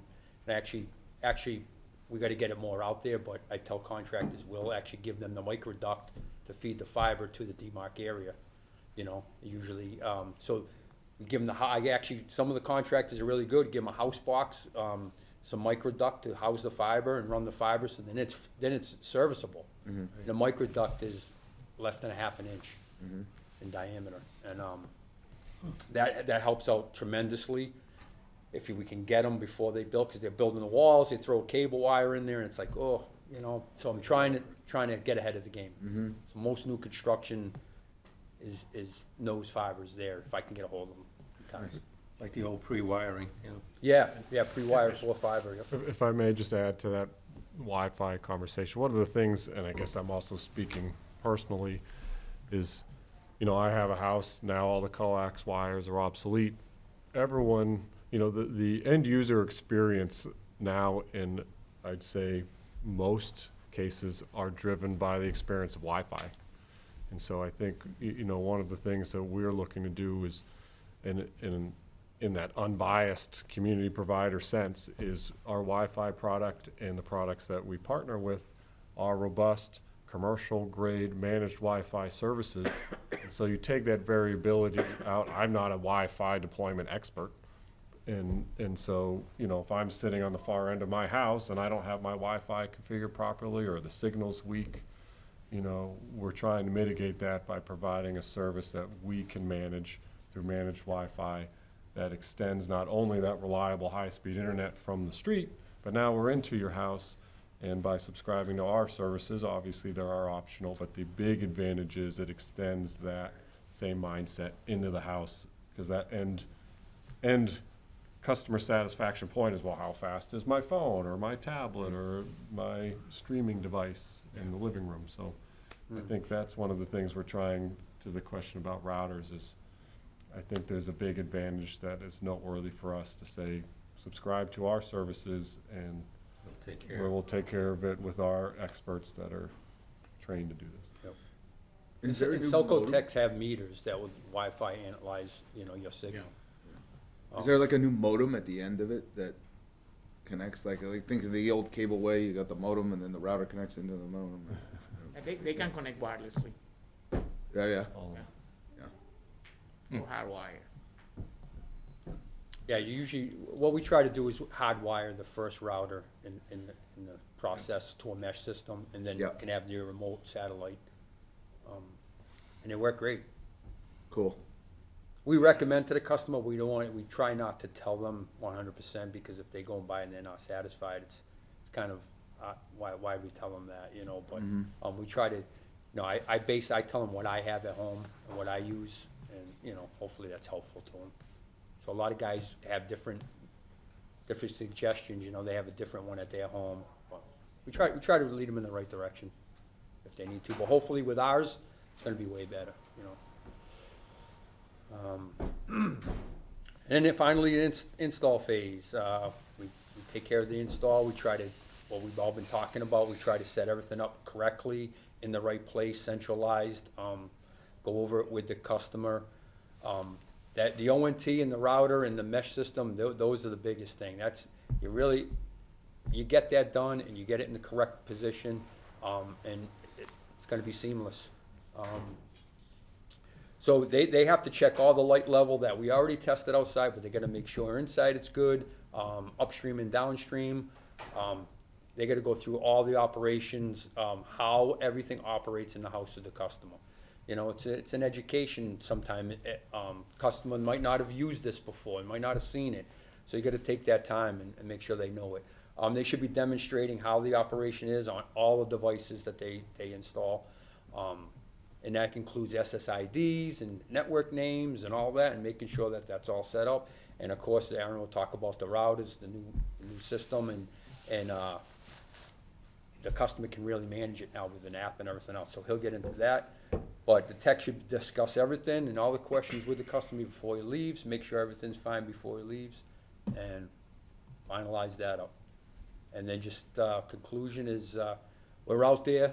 We're trying everything that we can. We've improved our systems. We're trying to be as precise as possible. And I think that we're building a network that's gonna last at least 20 years, because they say fiber's life, shelf life is approximately 20, but I've seen it go over that, and we have fiber in town that's well over that. So, this is gonna bring us up into the future. I think what we're doing for the customer is definitely the right thing. We're making them know that we're here for them. We're giving them the best possible internet experience that they can have, and we're making sure that it's built right, we can restore it, and we can also expand on that. So it should bring us well into the future, and that's all I have, so move it over to Aaron, get technical. All right, that was a lot. Gordon's team's doing a lot of work, so mine's much shorter and sweeter.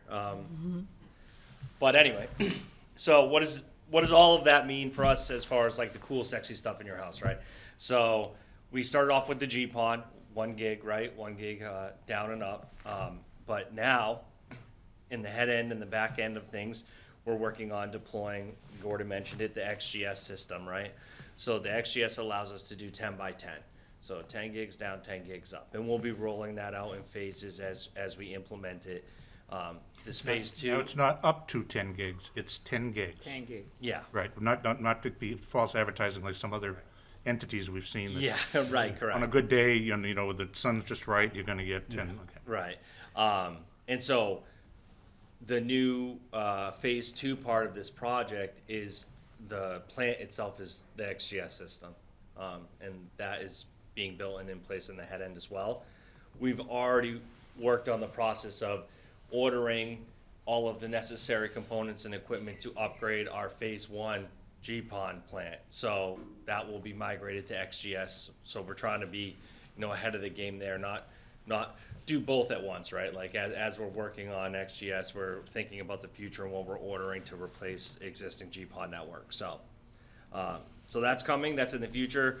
We'll probably have a new internet tier with a 2.5 gig speed down and up as we roll out that 10 gig service. So that will require new ONTs and new Wi-Fi routers to get those increased speeds because existing equipment, the Ethernet ports on those devices are 1 gig, right? So, and that's a standard. So anybody, and this is why this will bleed into our routers, but anybody who goes to a Best Buy or wherever and they have a router that they bought, if they bought a whole new nice mesh system, if that was 1 gig, that you're bottlenecked right there, you'll never get over that. You'll have to replace that whole system because all of those Ethernet components will be 1 gig and the Wi-Fi capability as well. So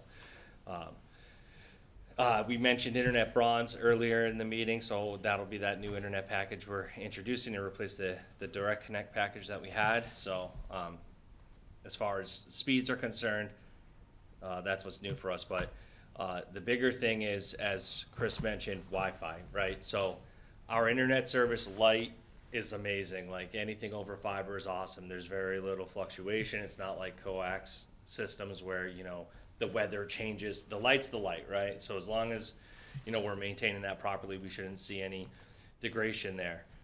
So what will customers notice? They'll notice their Wi-Fi not working, right? Like that's what people are gonna call about. So SELCO is taking it upon ourselves to really focus heavily in the Wi-Fi game. And part of that process is training our staff. We had Calix on site, who is the manufacturer of our wireless products and our ONT products. We had them on site. We did training for the whole CSR team, all of the help desk, the head end team, the field techs. So it was a 3-session boot camp that we did. We talked about all the new features. One of them being the SELCO Shield app, Shield by SELCO. Yeah. Shield by SELCO. So we actually have an application for our wireless devices where you can see your network and manage it right from your phone. You can do speed tests that will run directly off of the router, so not off of the equipment itself, but it's pulling from the router, which is directly connected to the ONT, so it's the most reliable speed test you can get. We'll be introducing new features with the app itself, so we'll have the Protect IQ. It's a security-based feature. So I personally am using it now, testing, and it's amazing. I get notifications all the time when people try to, hack or access my media server at my house. It'll actually send me notifications right on my phone. I get an alert like, hey, this IP address tried to access your network. So it's really, really convenient, and it's just, it's just something that's nice for all of our subscribers to protect them. And then we have the Experience IQ, which will be, enhanced parental controls, more day-to-day, more day-to-day network changes that you can make. Like, I want to set time limits on when my kids can use this. I want to, block access to certain websites. I want to manage what guests are connecting to my network. You can have separate, there's the idea of guest networks. That's nothing new, right? But now you can manage it much more strictly. You can print a QR code and have guests at a party scan the QR code to get access to your Wi-Fi, right? So there's a lot of really cool features. And this is all stuff we're going to be rolling out in our Wi-Fi, bundle as we try to push this going forward, because we can offer the speeds that, the devices that they have now currently can't. And also all of our routers from Calix are carrier grade, right? So it's the best components, best hardware, And it's all cutting edge. They're constantly upgrading it. They're very heavily invested in the Wi-Fi game as well. So, that's important to us. To round out all of that, it's all that all of those features we're integrating into the new NISC platform that we migrated to. Obviously, everyone knows about that. It's a huge project, but all of this is, we want it to be direct auto provisioning. So, customers get it, they sign up for it, the CSR is added to an account, it provisions down, and it's ready to go. So trying to make that as seamless as possible, and this new system allows us to do that. So that's kind of what's going on as far as the future tech stuff. Good job. Can't imagine what your house looks like. Yeah. It's a crazy place. Yeah. Great. Anything else? Right. I really do appreciate the overall school. Really, I feel like I'm ready to, start traveling out with you guys and doing surveys. Let's go. We'll have you. No, you don't want me. That's great. Thank you very much. Yeah, I think it's incredible, and I just think that, people just want their Wi-Fi, right? We don't think about all that goes into it, and it's well thought out, the process, it's amazing. Couple quick questions. Fiber to the home. How about fiber to the parks? We're working on that. It's top secret at the moment. We're actually working on, our goal is to have the Yuletide market ready, that we will have a community Wi-Fi powered by SELCO, and that's going to be our test site, and then we will move to theme park. But that's in the work. Great. Wow. Great. So we have a quick deadline, a short deadline to. And then the ever popular, how well are we doing on our $18 million bond from the town? We're still within budget?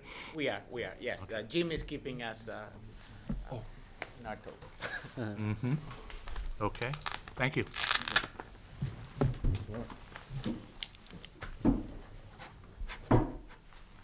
So Okay. why we're transitioning here? Oh, I got one last question. Have you skied at all those places? Yes. Wow. It's an impressive list. What the heck is going on with this chair? Okay. Thank you. Well, back to you, sir. Okay. Let's see, in a very fast summarized sense, transitioning back to the legislative bits, I guess to your question, with all of that excitement, yes, we're closely monitoring rates. In the GM highlights, this is the electric side. We just wanted to pull together some newsworthy items from the area to give us an idea of the landscape that some neighboring larger private sector utilities are raising rates that is just noteworthy. That doesn't impact us directly, but it's worth keeping tabs on. Another interesting tidbit: the NPCC, basically the Reliability Council. We are MWIC CEO. We partner. I'm a board member, and they manage our power supply. The MWIC CEO, Ron DiCurzio, is now on the MPCC board, so that's good. A big, a big seat for public power in this space, and we have unparalleled reliability. So I think that's a good win for society at large. Just a couple I wanted to touch on real quick down here. Just an interesting note that we follow, small modular nuclear, the project that first of its kind in Utah. Again, somewhat we talked just about supply chain with respect to fiber on that presentation. We're still seeing impacts of supply chain, inflation. We talked about, I believe, last meeting, and probably more than that with offshore wind. And we're seeing some of those similar impacts now with these other sectors. So I just threw that article in there. Another one, just as another segue. It's kind of bouncing around a little bit. But same with Maine, and this even dovetails a little bit with Mass Save more locally. They're introducing legislation because as folks kind of pull back the curtain a little bit, you see heavy influence, especially in this Maine vote here, with foreign influence over elections and local political campaigns. And so that's one thing to mention as we talked about Central Maine Power and Versant. I mean, they're owned by Spain, they're owned by Calgary. Now we have Hydro-Quebec in Canada spending money on campaign. National Grid of all our neighboring communities. National Grid is actually owned by England. So, you know, it's one of those things as you start to peel back the onion. I think it's good to start to see, do we really want this outside influence as our critical infrastructure goes through a transition? Threw in this Mass Save for a good measure compared to our own programs. And that rounds out just general newsworthy items that, again, I think is great with Val's addition of the hyperlinks. You can just click on those and read what you like. So that's that, and then there's a number of noteworthy items with the communications and integrated resources. Share the Warmth, I think we mentioned before, that one's coming to fruition. We've been going to do outreach regarding our stream products at some of the at the senior center and some of the MDUs, to use a fiber term now, but some of the housing facilities, just to again get that outreach and answer questions about the stream product, and I guess just pull together a couple more talking points here from the integrated resources side. Green Community, the Meta Grant, partnering with the town manager's office to try and leverage some grant money for further solar on public buildings. Interesting, I do want to mention this one, the telematics we're looking to add to the connected homes to help better manage EV chargers. That one's a noteworthy item. And then just in case you have not seen it, the town has published its first climate action and resiliency plan. And the rest, I think we've talked about a lot with broadband. There's some just electric operation updates. Happy to answer any questions on those, and our general statistics with respect to our other IT and node functions. Great. And that should do it. Happy to answer any questions.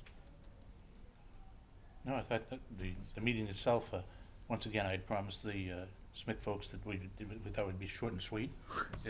It's certainly sweet. It wasn't quite as short as I thought it was going to be, but I thought the briefing was worth it. I thought, it was excellent. Excellent on the fire meeting. So, does anybody have any questions for Chris or anybody else that's here? If not, I'll entertain a motion to adjourn with the exception that the next meeting is Tuesday, December 19th, not the 4th week, but it's the 19th. The 9th? Let's verify. Tuesday, no. Did I say Tuesday? Yep, Tuesday, Tuesday the 19th. November 19th, 19th. right. I mean, December 19th. December, what did I say? Okay. Yeah. Tuesday, Yeah, December 19th. Yeah, we're gonna get in the time machine, go back a little bit. Yeah, the holiday gathering is on the 20th. Yeah, and then the next day is a holiday gathering for everybody. But the work, we gotta show up to work on the 19th to be able to go to the, no. Yeah. You have to shorten the meeting. Okay, with that, everyone's in agreement, the 19th of December, the 0800. Will we have a virtual option for that? Sure. Yes, Can we? Yeah. yes, Absolutely. Great. Yeah, I'll be traveling. Sorry. great. I move we adjourn. Okay, do we have a second? Second. All in favor? Aye. Aye, thank you. Thank you very much.